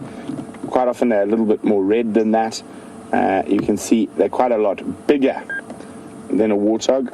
A male can weigh as much as 130 kgs in exceptional cases, but normally around 80-90 kilograms. They are nocturnal, so they are more often seen at night with foraging, whereas a warthog obviously are diurnal. They also occur in much bigger sounders. You get quite big groups of them, sometimes like 15 or 16 in a sounder. And they are slightly less well spread. They prefer wetter areas, so they stick to the east coast of South Africa. They don't go up into the central and southern regions. It's dry. You can see they stick all to the more wet areas of South Africa and Mozambique, Zimbabwe, and Botswana, avoiding the arid northwest. And they're a slightly different family. Obviously, they probably have a similar ancestor many million years ago, but they have been very different from warthogs for quite a long time. And there's of course the warties we've just seen. Okay, let's carry on. We're going to continue now back down to where I think that leopard might be. We had no tracks coming across Nedwood Road, so I'm going to go for a walk in the bush.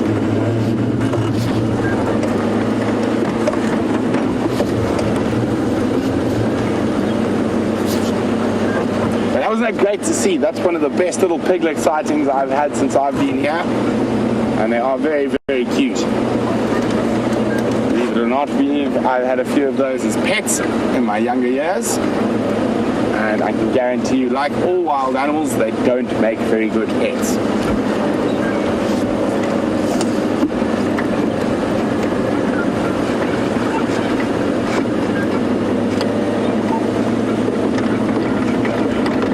Just listening to the radio for a second.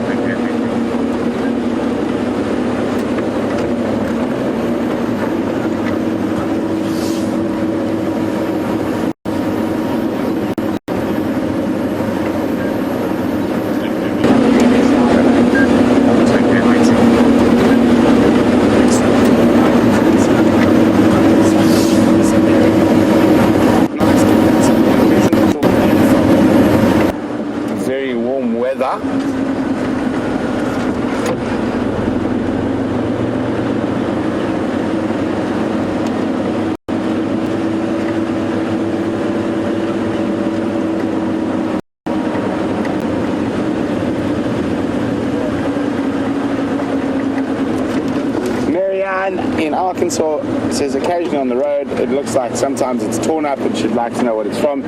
Normally it's from Ellie's. We can see there's some old Ellie tracks on the road at the moment. So normally it is Ellie's that have done that, but occasionally buffalo or other animals. Sometimes it's wildebeest and zebra that have used the road to roll on.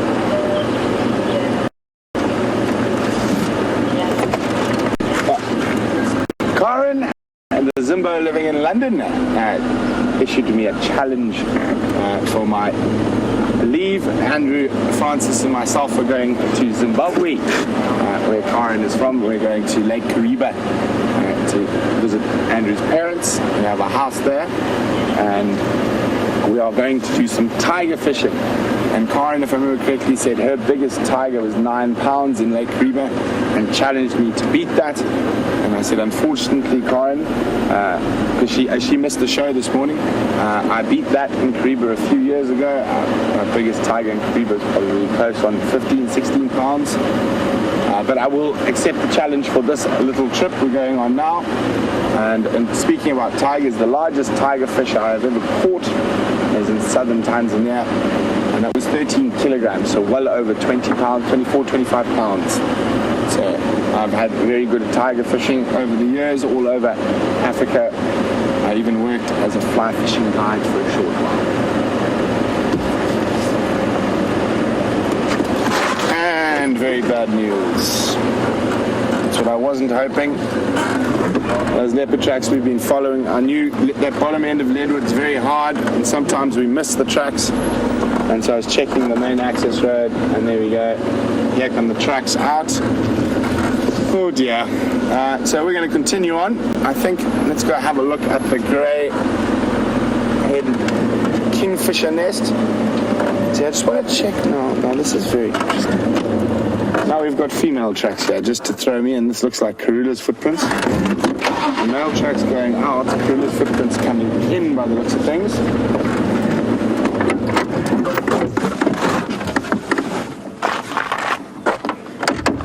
There we go. she's walked through here. So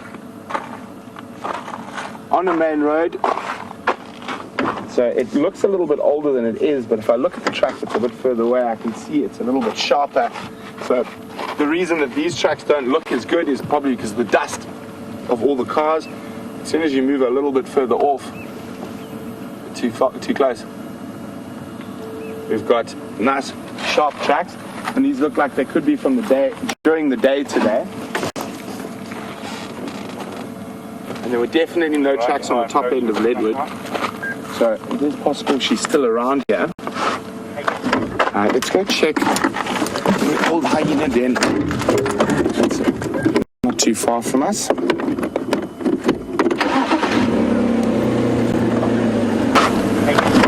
Let's go check the old hyena. It leaves, another one comes in. Let's hope Tebs' leopard spotting skills are still on fine form at the moment.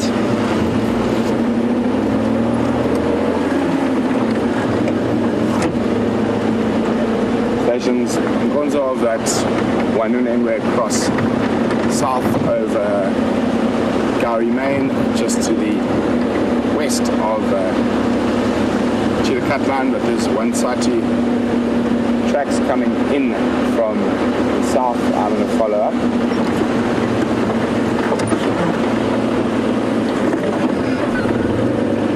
So there's an old hyena den here that is currently being used by warthogs. It's the next sort of good spot to have a look for tracks. Let's check carefully around here.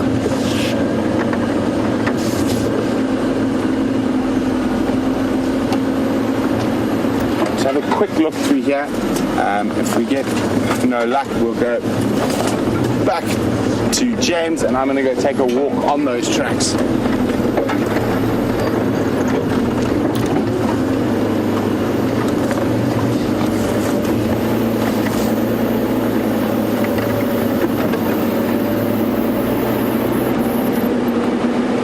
there is some nice deep drainages here that you could have been resting up in during the heat.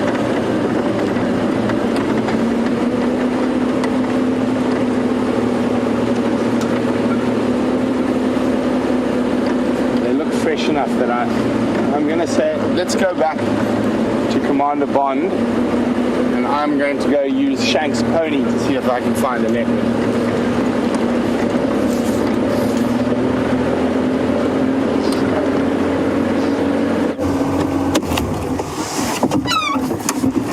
Everybody, just look over there. We've got a European roller. And this is, of course, one of the more unusual roller species because it doesn't live here. It lives in Europe. It's just visiting for the summer. And I've always thought a wonderful way to live, if you can be a swallow or a roller and live in permanent summer. And that's what that roller does. And the difference between that, of course, and the lilac-breasted roller is the plain, very pale, almost dull blue color that the purple, at least that the European roller has down the whole of his front. See, there's no lilac or purple at all, just that plain, or this plain sort of sky pale blue with brown on the wings. But unmistakably a roller. And they're almost completely silent here because they don't breed here. As far as I remember, they don't breed here. Let me just check that before I tell you a lie.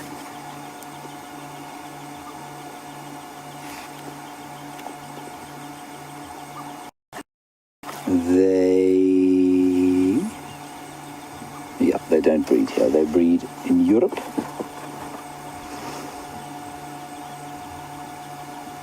And so unlike their beautiful cousins, the lilac-breasted rollers, and the purple rollers, which make a big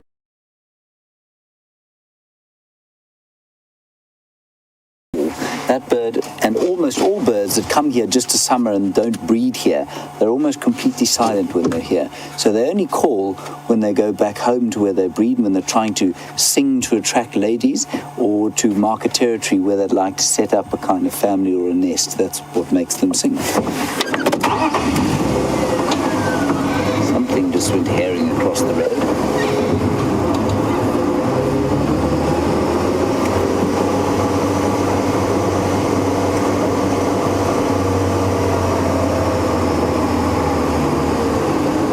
termite mound.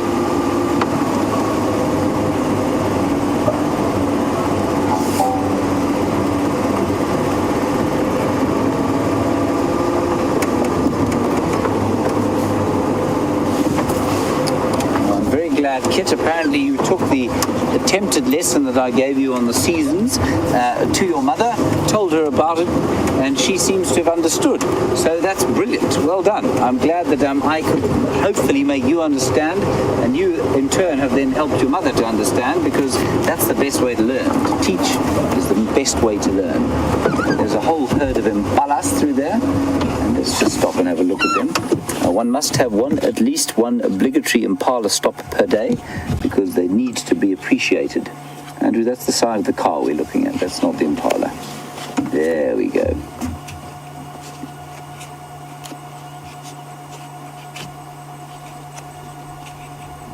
The little one there, just a week or two old, and already walking, running, swinging its tail from side to side to flick off the ticks. It is just astonishing. After a week or 2 weeks, that impala could probably just about almost survive on its own.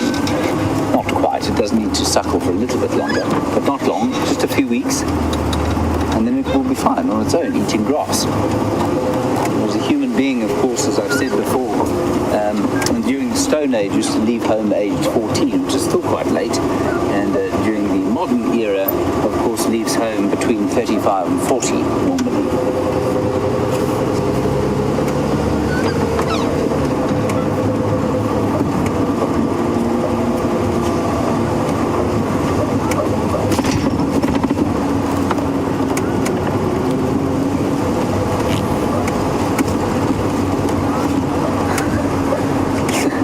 Lilani in Hawaii, I'm not sure how to take this. You say that I sound like a teacher. Andrew, would you take that as a compliment or a sort of admonition? You take it as a compliment. Okay, thank you. Lilani, I'll take it as a compliment if Andrew does. I'm not sure that that's necessarily a good benchmark, but we'll take it there. And Lilani, you say, is there any question that I've never been able to answer? There are plenty. I get asked questions on the show all the time that I can't answer. But I say I don't know in such a way that probably sounds authoritative. I say, I just don't know about that. So maybe it sounds like no one knows, when in fact they do.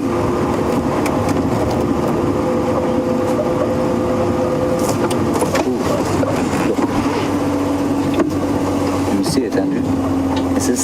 Am I okay here, or should I go back? I'm not sure what you're looking at. There's a woodland kingfisher right here, just a few meters from the car.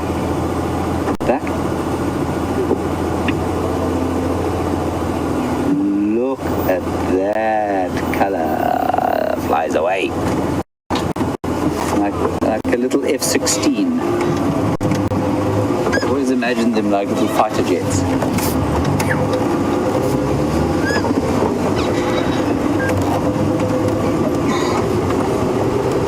Again, same height, just there. I'm going to sneak forward for this one. Oh, I hit a tree. There we go. Don't fly, bird. Be stuck. Look at that. That's the best view of a woodland kingfisher you'll ever get. That's stunning.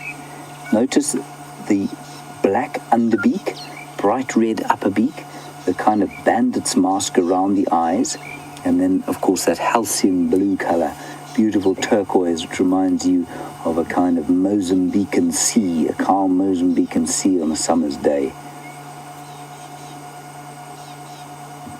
I love the way they lift their heads like that. It's just to check direction. I think they just in the same way that an owl will do it.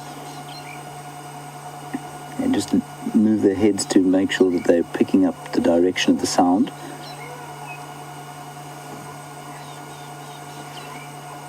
You may have heard that la sound, not too far from the hyena den. Maybe it's worth going to have a look. I wasn't going to, but it might be worth going to have a look. Look at the that little beak.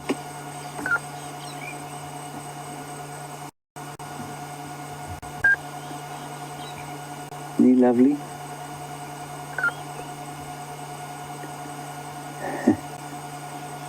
And of course the woodland kingfisher is not a fish-eating kingfisher at all. It is a insect-eating kingfisher.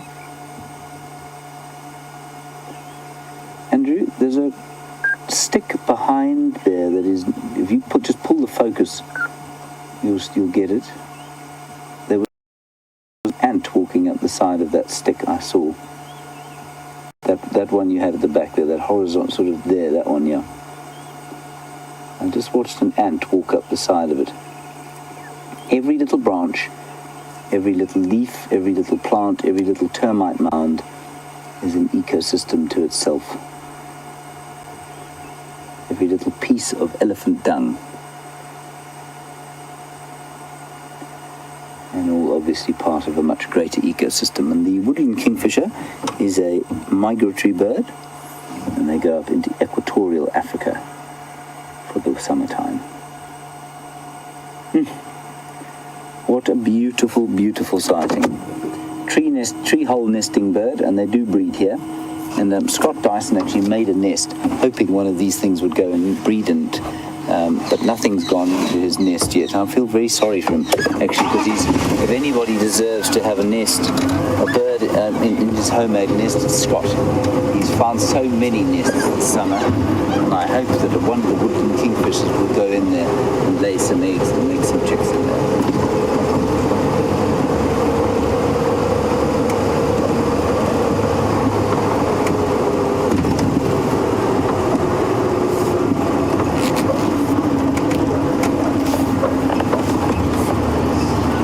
Looking at the lilac-breasted roller earlier, also very blue, but slightly less bright blue than that. And Sarah in New York, you want to know if it's true that it doesn't have the same tail streamers as a lilac-breasted roller. I don't know, Sarah. Let's have a look. Look in the book. I think by now I could find these birds in this book at will.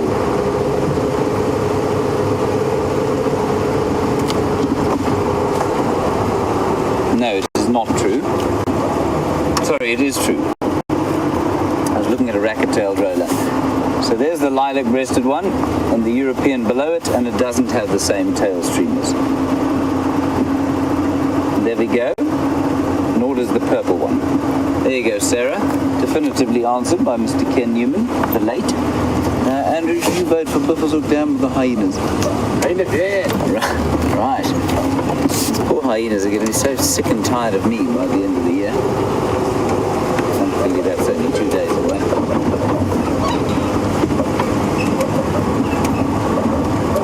My logic is, you know, that we won't always have the hyena den. So we must spend as much time there as we can.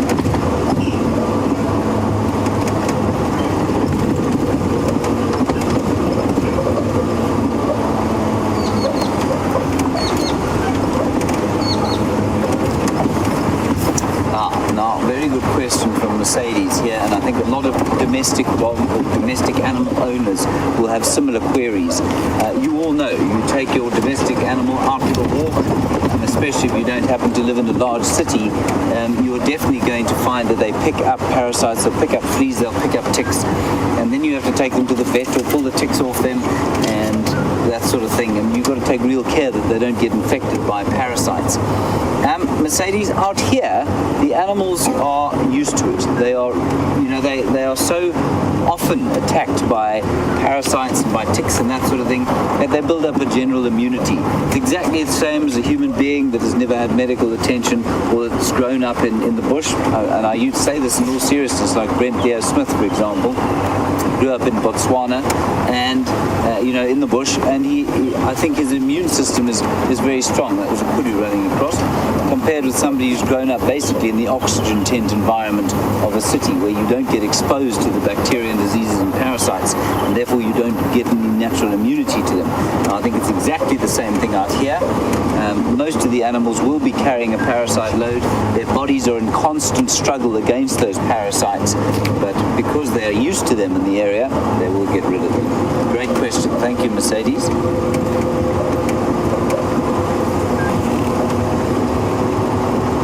So the hyenas were just making a bit of a noise. We were just over there, and the hyena den is just here.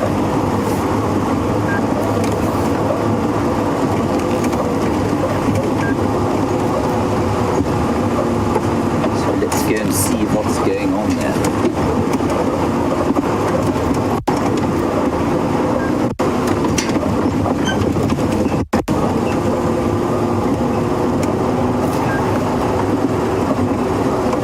The afternoon is turning very nice and cool now. 32 degrees has probably dropped down to about 29, which is just under, well, it's about 83 degrees Fahrenheit. Very pleasant indeed. It's a perfect temperature. A blessing. Every day we get out of bed thinking, oh, this is going to be another viciously hot one. It hasn't been that hot for the last few days, which is great. It would be greater if there was a whole lot of rain, of course. Right, here we are. We are arriving.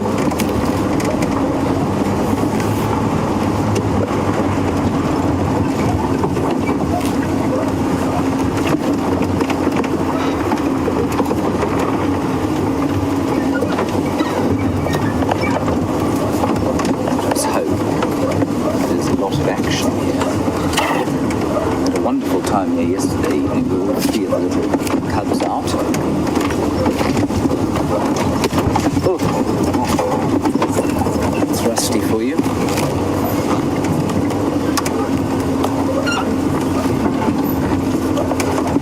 Steph on YouTube, you agree with me, you say it's always worth checking the den. You love the hyenas, I do too. Well, there we have 1 cub, 3 cubs. Let's just watch where they go. Don't go into the hole. That's it. Good stuff. Wonderful.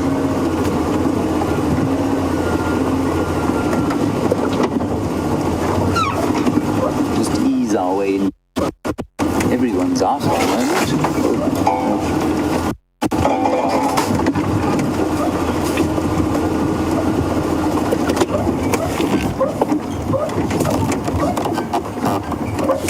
Hi guys.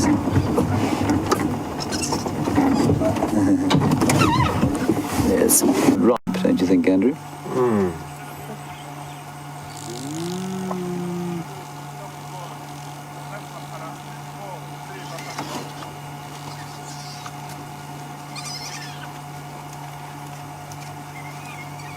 Beautiful.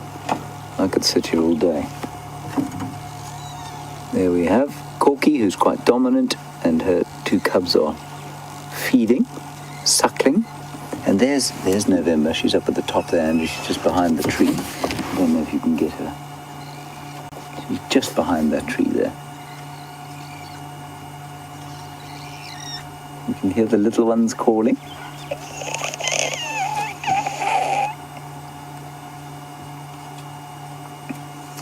It seems to be the general sort of feeding time, and then before bedtime play.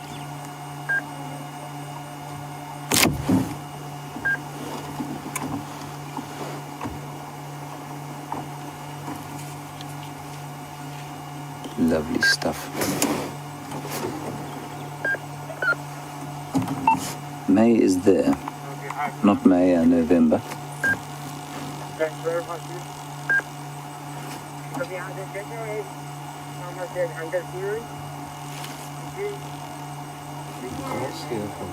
No, I might try and sneak a little bit forward. There she is. Just sticking her head out now.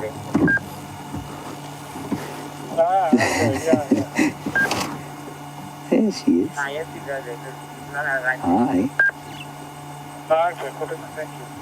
Going down to see her mum? That's not her mum. Her mum's the one behind there. That's just a friend, family friend.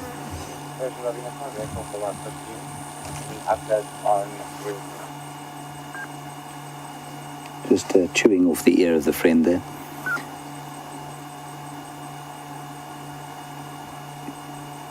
I think there's no changes except that the area for somewhere in this area.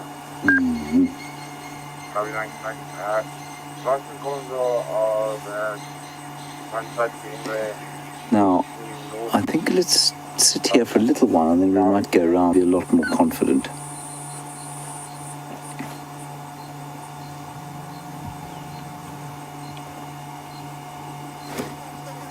Yeah, take them out. Okay, put it up.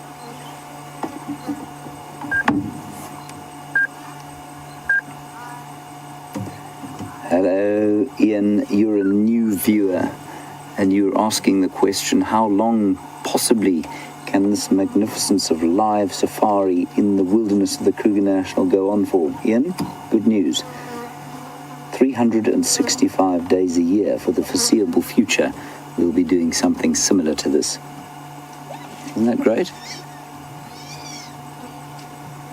Hopefully on an expanded piece of land at some stage. We'll probably have more. We're on a skeleton crew at the moment, Ian, so often we've got a walk out. Sometimes we have a drone out as well. So just keep watching. Especially if you happen to work in an office. This is an ideal thing to keep you entertained while the minutiae of office work dulls your senses.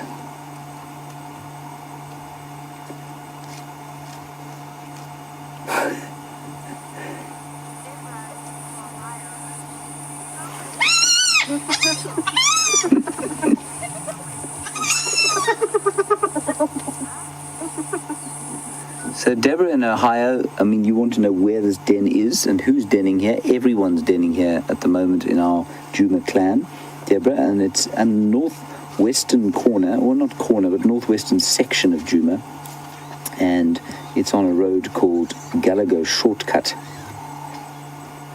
So Deborah, I don't know if you know the roads here or not, but that's where it is, northwest sort of section of Djuma. And there are a couple of other dens around the place that that this clan uses, but this is the only active one that we know of at the moment.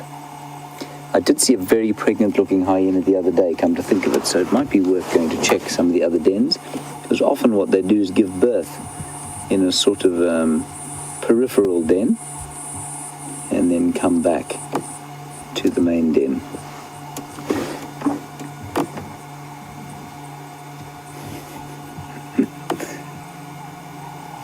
There's little November.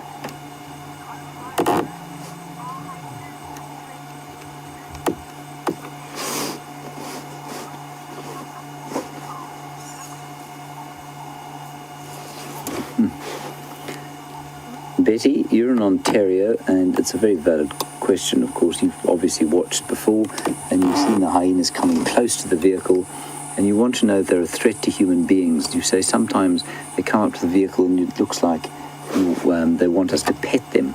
Betty, they definitely don't want us to pet them. If you touched a hyena, those powerful jaws would clamp around whatever you tried to touch them with astonishing speed, and you would lose whatever they clamped about because they're very powerful jaws. But Betty, they're not really a danger to human. They can be at night, if they see you at night, and especially if you're lying down. So there's some fairly gruesome stories of people being dragged out of tents at night because they leave the doors open. So a hyena will have no fear of you if you're lying down. It's perfectly safe to camp in an area like this if you've got a closed tent, but obviously it's very hot inside.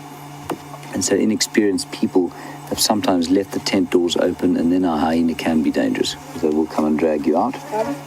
But during the day, if you're standing around them, no, they will normally, in fact, 99% of the time, they will run away.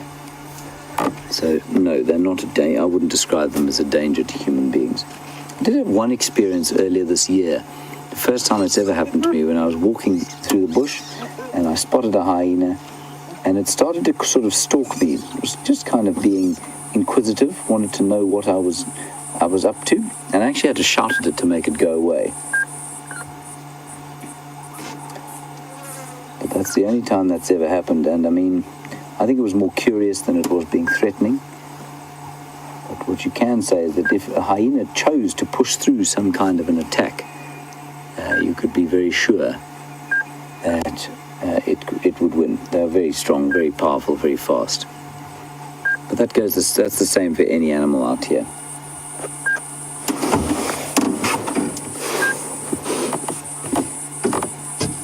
You can see very nice contrast there between the fur on the back leg of the hyena, the adult, the spots, the obvious spotting, and the black fur on the little cubs.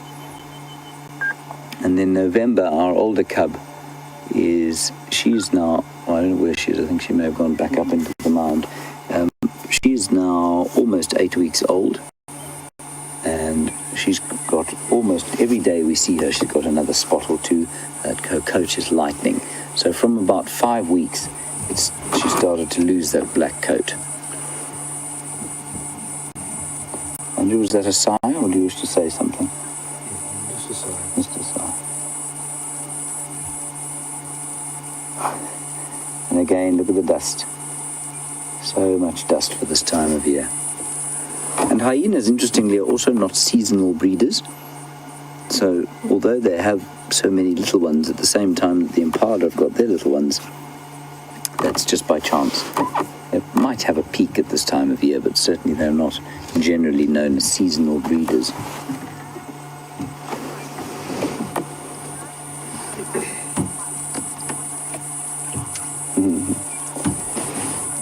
Vanessa and Penny Pine, obviously you heard those hyenas making a loud noise, squealing noise. I want to know if they were fighting. No, I don't think they were. I think they were just being little baby animals, and they were being very, they wanted to eat and they wanted to feed, and so they were just squealing about getting some food, squealing at their mother far more than they were squealing at each other. So no, they've got beyond the stage. You know, even if they were going to engage in sibling rivalry, they've got beyond the stage where one will kill the other, unless it's in sort of exceptional circumstances. And that, of course, I'm not sure, Penny and Vanessa, if you were referring or trying to sort of infer that there might be some kind of siblicide or sibling rivalry that could result in the death of one of the others. They're beyond that age now. And I think they're both males, so they won't fight. You can even see the fly crawling over the foot there.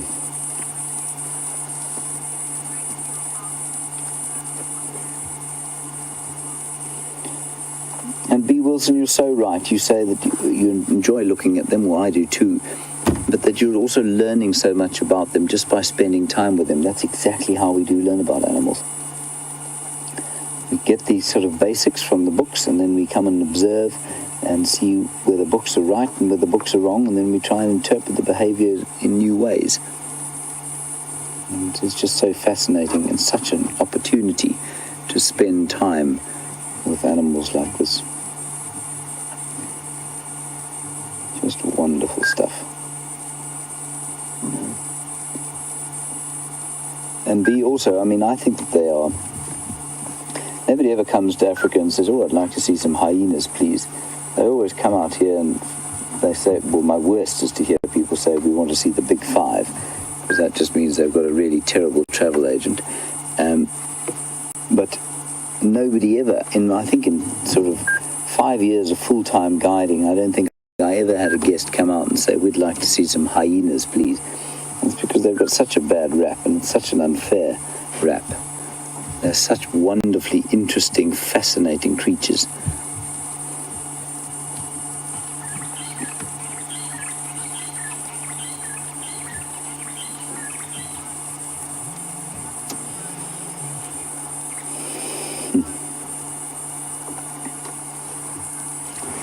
Now, Zoe, you ask a very nice question. Do they go off and form other packs or clans?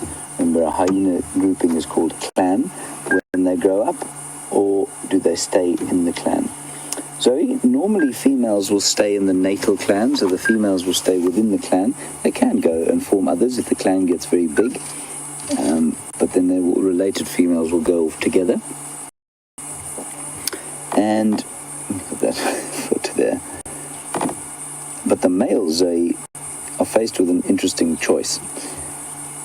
high-ranking males, even high-ranking males within a clan like this, stand very little chance of mating within their natal clan. So if you're born to the matriarch and you happen to be a male, you're high-ranking, you will dominate, you'll dominate other males at kills, and you'll get enough to eat, and you'll have a cushy, comfortable life. But the chances of you mating within the clan are about 3%.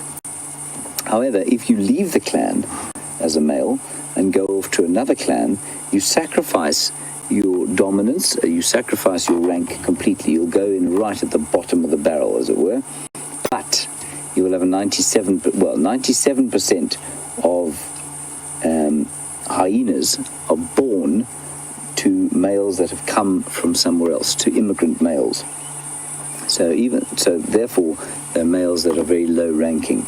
So you're faced with a choice as a male. You can live a cushy life at home, or you can go away and live a tough life, but have the chance to leave a genetic legacy. It's quite an interesting choice that hyenas are faced with. Completely unlike any other mammal I know.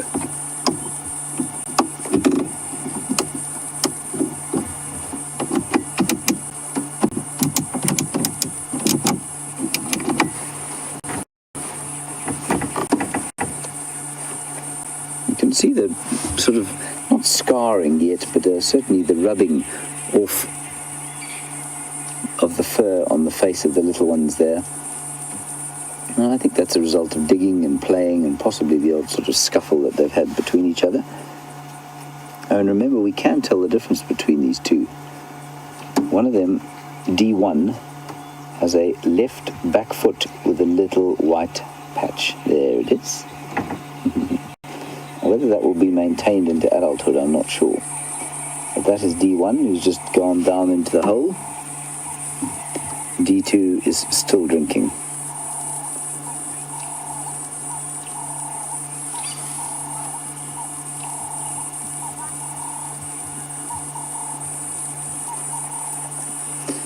Now, Remy in San Diego, a very interesting question, and I was just about to say, as D1 disappeared down into the hole, I was just going to say, I think she looks a little bit smaller, or he looks a bit smaller than his brother or sister. And I do think that D1 is slightly littler and maybe slightly less well-fed. And you can certainly see how D2 there is in a prime position, wasn't having to lie under her mother's heavy thigh. Well, he wasn't having to lie under his mother's heavy thigh. Maybe, therefore, Remy, that one that is suckling, D2, is actually a female. Maybe she's a female and she's just dominating this little male that we're looking at now. And you can see his face is almost hair-free. He looks a bit like his mother in that regard.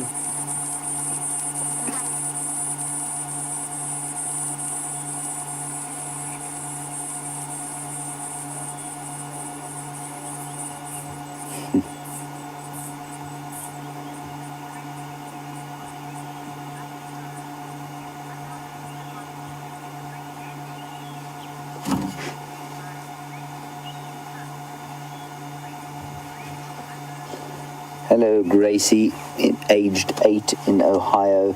We want to know if other hyena mummies will bring their babies here when they have them. Yes, Gracie, they will do that. It's exactly what they do.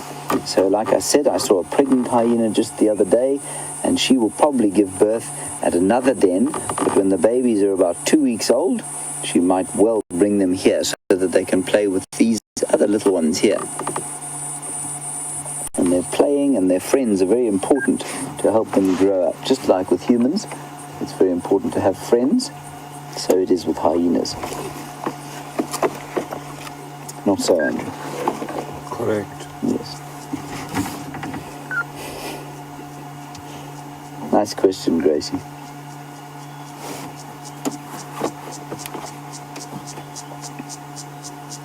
This is definitely very... You can see when she breathes out there, the dust sort of explodes up into the sky. There's little D1 looking a bit morose. Nothing to eat there.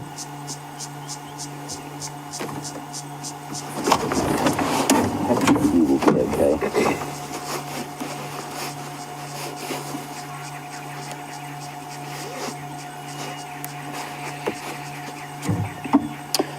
So, Jerry's just pointing out to me, and it's quite interesting, is that the pads of the foot there are overlapping, and you do notice that actually in the tracks. The tracks, obviously, they're not overlapping in the tracks, but they're very squashed together, those pads. And in a cat, they're much more exploded. They're very distinct and very far apart. So if you've got a house cat with you at this stage, grab it quickly by the scruff of the neck, flip it over, and make it show you its feet. And you will see that the pads on the house cat are far more exploded. They're much further apart than the pads on the hyena, or even on your domestic dog. Not as much as they're on the cat, but certainly far less sort of compacted and squashed together than the hyena's ones. So go and get your domestic animals and have a look, everybody, and tell me if I'm wrong. So I mean, dogs probably relatively similar to the hyena, but not quite as much, and cats nothing like. And if you happen to have a pet hyena at home, well, you know, you can check that too.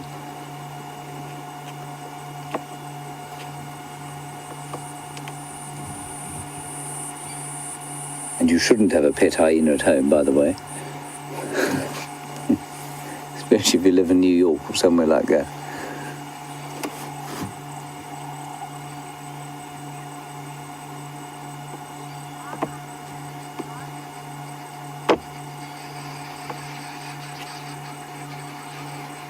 Judy, very nice question. Now, you probably don't have any idea how tall these are because the camera's so close to them. You want to know how do they compare with a German Shepherd or an Alsatian? Judy, they're much bigger. A big female weighs 70 kilograms, which is about 160 to 170 pounds. So substantially larger than a German Shepherd. I think a German Shepherd would probably weigh about 40 kilograms, if I'm not wrong. So about 100 pounds. So, I mean, yeah, quite a lot bigger. Maybe an enormous German Shepherd might weigh 50 kilograms or 110 pounds. The males weigh about 50 kilos. So they're substantially smaller than the females, 50 to 60 kilos. Nice question. So, and they stand, I mean, if you were to see me standing next to one, it wouldn't look like it was that big. But if you were to see one standing next to an Alsatian or a German Shepherd, yeah, you would. I mean, there's no comparison really. They're much larger. A brown hyena, I suppose, would be roughly the same size, if I'm not mistaken.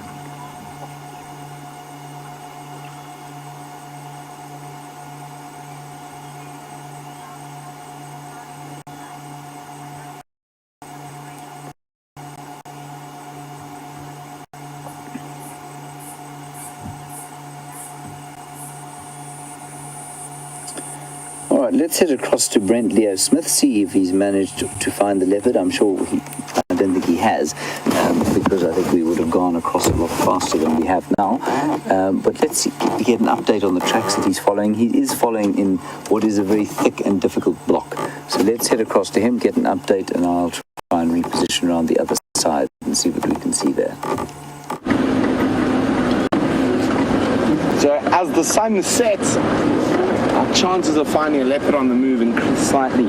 I followed those tracks deep into the block, and they were heading in a northerly direction.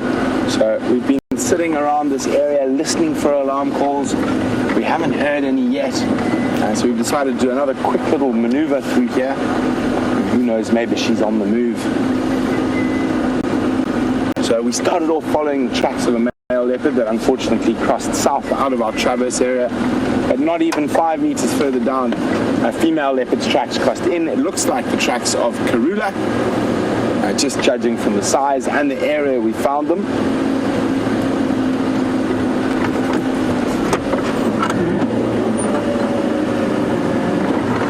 And quite a stunning sky up ahead. I'm going to stop and let you have a look at it now through a nice dead leadwood. There you go. Isn't that a picturesque little scene? The sun setting framed by 2 dead leadwood trees.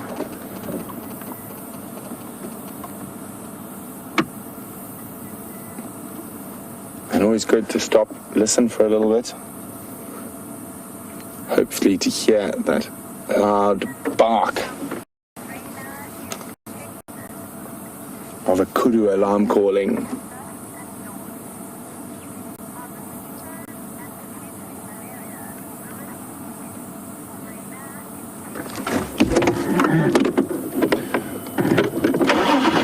A very beautiful sunset safari. Welcome to Raina from Texas. So since we're out so often at dusk and dawn, are mosquitoes a problem? And if so, mosquitoes, what about malaria? Well, Raina, not too much of a problem, mosquitoes at the moment while we're driving. When we're moving, they're not such a problem, but one must also remember, due to the drought this year, the mosquitoes are nearly non-existent due to the lack of water for them to breed in. But also, this is from a malaria point of view, this is a very low-risk malaria area. Very, very few cases from this area here. From the low part of South Africa, I've only had malaria once, and that's when I was a kid. But far worse malaria areas in Africa, and I've lived in most of them, and I'm still standing. I've had malaria 29 times.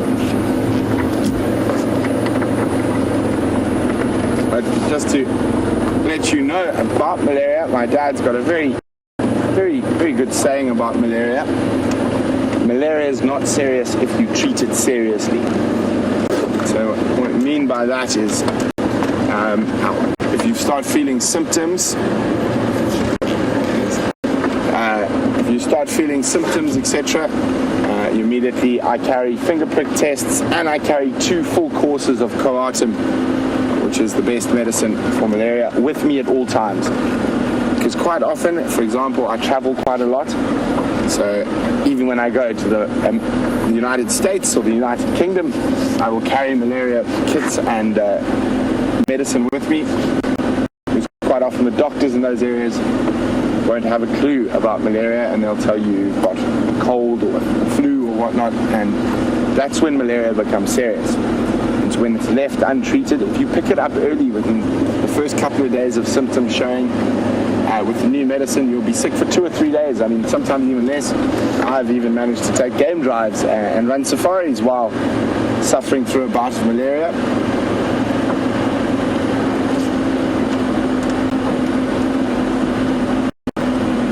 And Jerry in Final Control says that little bit of advice is very much, sounds like a very bad bit of advice. She loves it.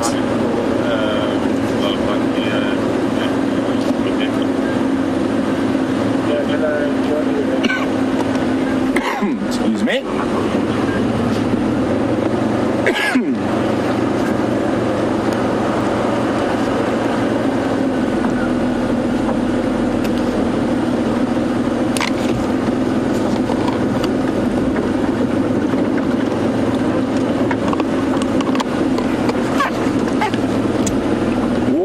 Welcome to Nigel on Twitter. He says, with all my experience, I'm tracking elephants at the moment. I've just seen some fresh tracks that weren't here earlier, and we've driven this road today. Nigel was wondering, when is the best time to see animal migrations, and where? Well, it all depends on the migration you're after, Nigel. And for me, if you want to see the Serengeti or Masai Mara migration at its absolute best, I would recommend sort of February, and then Ndutu Plains of Tanzania. It's when all the wildebeest give birth. So being on slightly different schedules to their breeding here. So they have 2 rainy seasons there.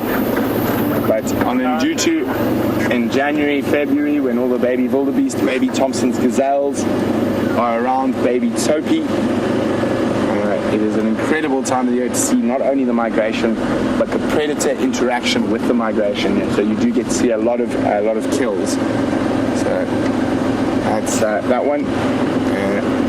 Interesting enough, chatting about migrations, and there's a lot of other migrations that people wouldn't think to go watch the whales off Southern Africa. This time of the year is a good time to be down in Hermanus or on the Cape. to watch the humpbacked whale migration. Also, December, or sorry, June, July, great time to see the humpback whales of Central Africa. And the largest mammalian migration, I think it could be in the world, but I know for sure in Africa, happens around in the Kasanka National Park in northern Zambia, where 4 million straw-colored fruit bats migrate from the Congo Basin rainforest to come take advantage of the fruiting figs at Kasanka in Zambia. Now, literally, there are so many bats, they blacken out the sky. It's an incredible thing to see. Most of the main migrations in South Africa are non-existent anymore. You do have local migrations in and around zebra and wildebeest in this area. They do have local migrations between different watering and grazing. One of the largest migrations in the world used to be in South Africa. It was the Springbok migration, and they used to migrate actually just north of Pretoria, and there would have been about estimated 6 million springbok in that migration, and one would think it was shooting them that wiped them out. It wasn't. It was actually the advent of farming and fences that stopped that migration through the northwestern areas of South Africa. My dad was lucky enough to meet someone who was actually alive during one of those, the last of the bigger ones. And what happened, the guys used to get stuck in their cars. There were so many springbok. They put those old model, I think probably a Model T Ford or whatnot, or even wagons. They would just literally be pushed along by this huge, massive springbok moving.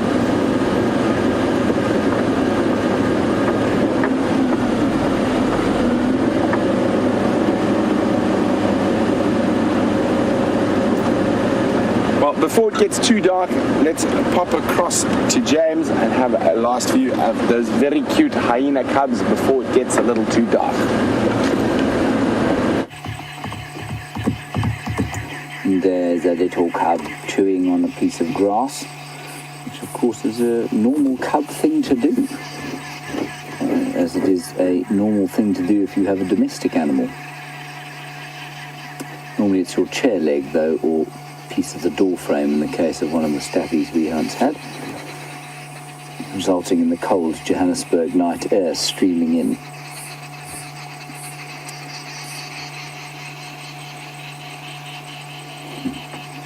No, the other one's gone back inside, so we're just going to sit here a few more minutes. We went round the other side to check we went to the other side to check the other side, obviously. And there was Pretty fast asleep, and she was fast asleep with May, and the little one November is still inside the mound. So we'll sit here for a few more minutes, and then we'll head out quickly. Well, not quickly, we'll gently make our way to quarantine just to check. I have a feeling that maybe those wild dogs will arrive there. No one found them this morning, so nobody knows really where they are. It's always worth just checking the clearings as the evening falls, in case they come out.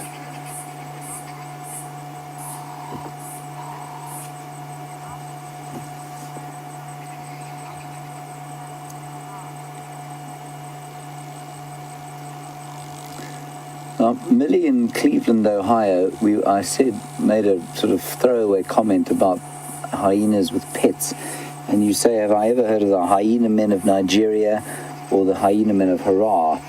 I think the Harar ones are in Ethiopia, if I'm not mistaken, unless I've got it mixed up.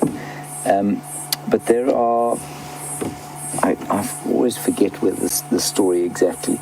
The ones in Ethiopia, I think, Millie, are a sort of cult family of people that have sort of lived and feed hyenas off a rubbish dump, and they've done that for many, many years. I think that's the story in Ethiopia, and they've got a sort of almost cultish fascination with them, but it's only one family of people that feeds these hyenas, and it's on a kind of a big landfill site, if I'm not mistaken, somewhere in Ethiopia. I'm not sure where exactly. I'm really irritated with myself that I don't remember this.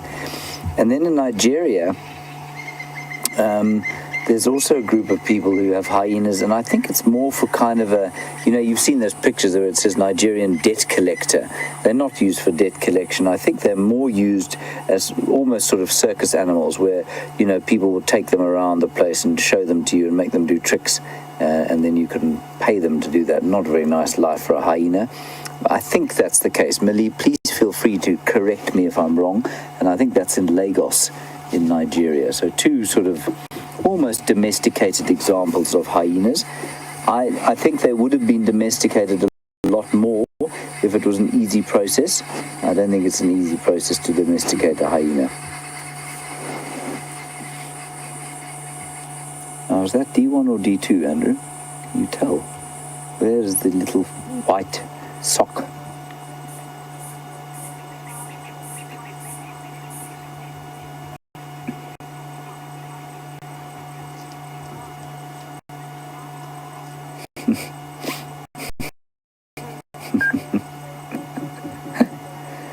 Jennifer in Toronto, of course, you make a very good point. If you are watching at work, your colleagues might become slightly alarmed by the noises coming out of the speakers at your desk. The simple, of course, solution to that is headphones. But yes, absolutely. I just imagine, I worked in an office for about 6 months, and that was only twice a week, and it nearly drove me stark raving insane. And I can just imagine some of those long meetings where people waffle on just for the sake of hearing their own voices. I imagine having this thing on an iPad where you're pretending to take notes would be a fascinating way to spend a boring boardroom meeting while some guy went through 60-page financial report. I mean, that's far more entertaining than a 60-page financial report, don't you think, Andrew? Mm-hmm. Lots of loose skin there.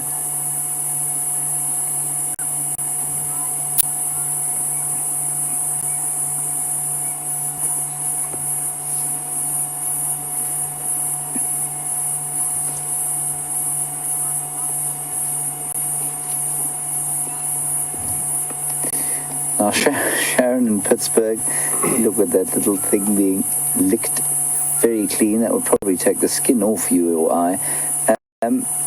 But the little one's loving it. Sharon in Pittsburgh, you look at the adult and you say very little fur. Is that from the dirt, or are they just not very furry? Are they get less and less furry the older they get, Sharon. Very short fur, and you can see Corky's got hardly any hair on her head at all, and also not much on the hindquarters. That's from fighting, it's from dirt, it's from wear and tear. They don't need a great deal of hair, of course. They don't need it to try and keep warm, unless it's deep in the winter. And I suspect it gets a bit thicker during the winter time, but at this time, certainly very thin. But the youngsters, the younger ones, and Andrew will just, before we go, he'll show you, oh, look at that, just not yet, a picture of May, who's got much longer fur. And you say they don't seem concerned with hygiene at all. No, they don't. And there's a reason, well, not a reason, there's a benefit of that, and that is that they have incredibly powerful constitutions. Many of the other cats will clean their faces after a kill to avoid the disease and bacteria that comes with having sort of rotting flesh in your fur. But hyenas don't seem to bother too much with that stuff at all.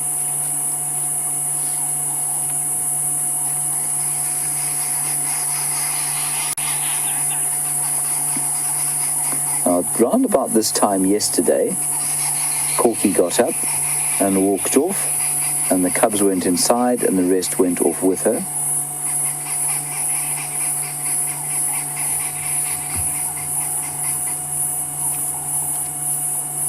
It's so sweet.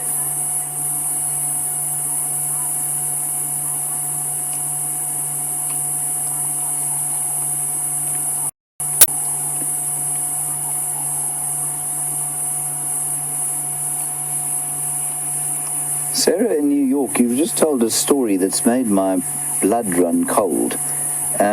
You were somewhere, I couldn't get where exactly, but you were lying on a daybed watching the stars, and a hyena licked your feet.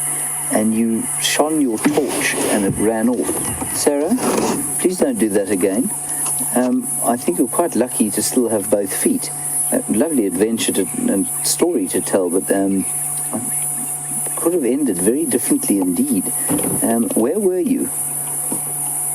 I think you did say, I just didn't hear it exactly.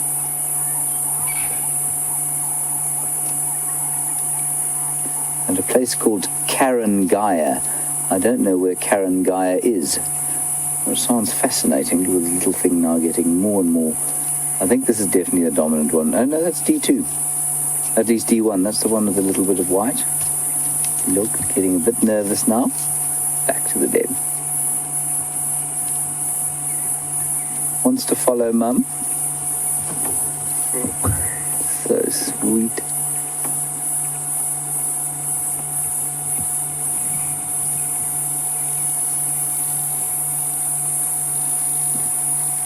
Thinking about going to see... Oh, look at this thing.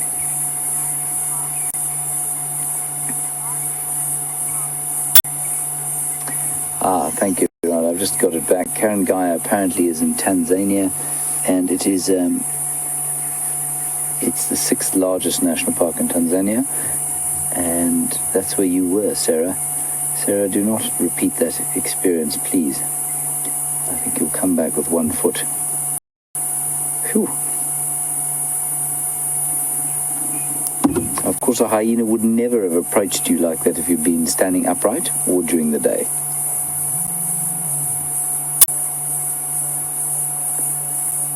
It's a very adventurous little chap, this.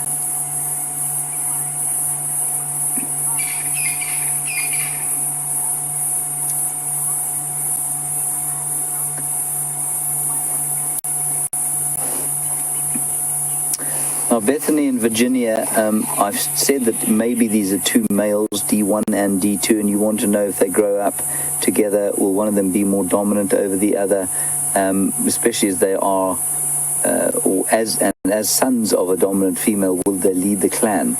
Males have no role in the leadership at all, Bethany. The males are smaller than the females, and they will have no leadership role. And they will share the rank. They'll probably share a very similar rank, these 2 males, if they do grow up in the clan. They could leave the clan, of course, and go and become very low-ranking males in another clan. But they will play no leadership role within this clan. And that's because they're males. And if they stay in the clan, yes, they'll be dominant in the male hierarchy, but almost the entire male hierarchy is dominated by all the females. Even the low-ranking females will often dominate some of the high-ranking males. Now, this is exactly what happened yesterday evening. Around about this time, just as it was starting to get dark, the hyenas decided it was time to go off and forage and find something to eat.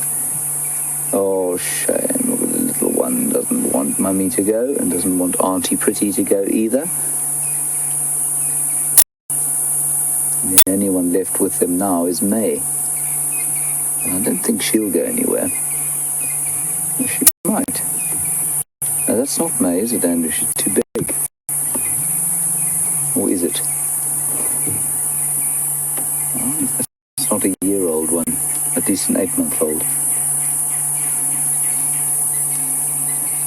May is only 7 months old now. I mean, she would start to move with the clan now.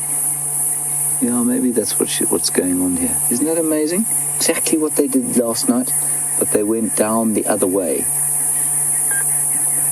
And they seem to be on a bit of a mission, either on a patrol or they know something about a bit of food. Except they'd be running if they thought there was food. A wonderful little scene. And off they go into the night and try and find something to eat.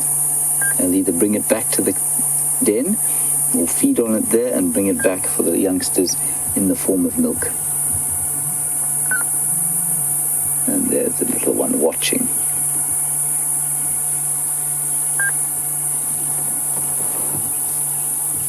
Don't worry, D1, they'll come back.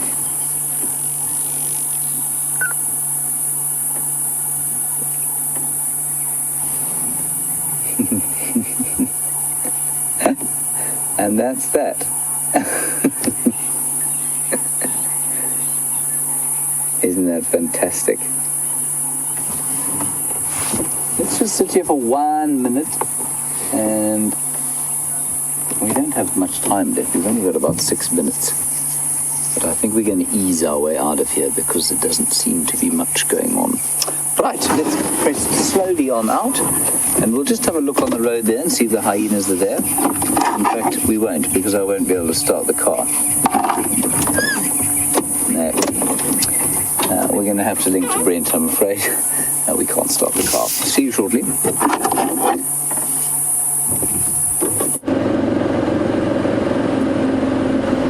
Unfortunately, no luck on that leopard, but don't worry, I'll be hot on its tracks on tomorrow's sunrise safari. And just having a quick check, you never know what appears around here, but there's such a fantastic sky.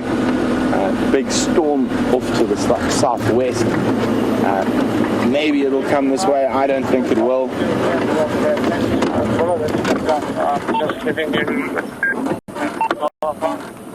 So, the sun setting here. You can hear the rusty bedspring bird or the Coqui Franklin.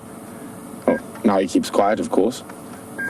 And then if we move off to the left, you can see there's a big cumulus storm that's already anviled. And the clouds are spreading, but it is quite far away. There we go, there's that big storm. But I think far too far from us to get any rain. But it is very, very peaceful. It's very, very still this evening. There's not a breath of wind, which has made it quite warm. So it's going to be a very, very, there's a term used in some movies for a warm night. I can't remember it now offhand. I think it was sultry, but in truth, it's sweaty. Balmy, not so much balmy. That was Jerry saying balmy, but I think it was used in some of those movies about how warm, hot nights are sort of sultry and supposed to be quite sexy. They're not, they're just sweaty. And if you live out here, you get to learn that very quickly.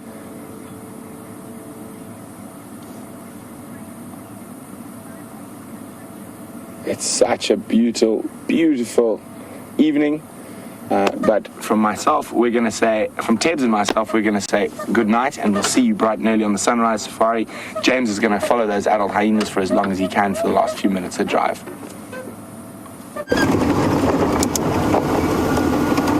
Right, we've come out onto the road, everybody, and there is Pretty. She's doing a bit of a turnaround now. There she goes. She's walked down the road, turned 180 degrees, and is now moving into the bush back towards the den. Straight along a path. Now this is classic kind of foraging behavior. There's nothing really obviously smelling in the air, so they're not rushing towards a kill. They're just looking about for anything that they might eat. She's a beautiful hyena, that she really is a very magnificent example of hyenadom. And as Jerry says, they don't need to forage. They can just come and steal the dustbin like they did last night. One of them broke in yesterday to our camp, dragged the dustbin out and destroyed it.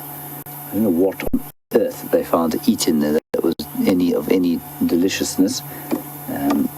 And thankfully they didn't spread the muck too far, so it wasn't too hard to clean up. Magnificent set of chompers she's got there.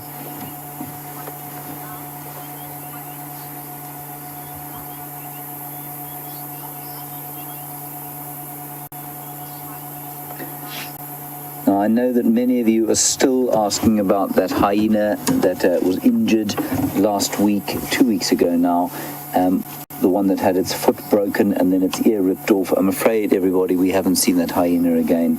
We don't know what happened to her, and I suspect quite strongly that she has shaken off this mortal coil and gone on to better things. Right, that's it from us this afternoon. Another fairly quiet drive, but lots of nice little things, and at least Brent was on the track. So big thank you to him, and big thank you to Tebs, big thank you to Andrew Francis, the beach-dressed drone commander. Thank you, Andrew. And a big thank you to Jerry and Louise. I always say Louise for some reason. They've had a good time, and thank you to all of you. We'll see you tomorrow during the morning safari at 0500. See you then. Bye-bye.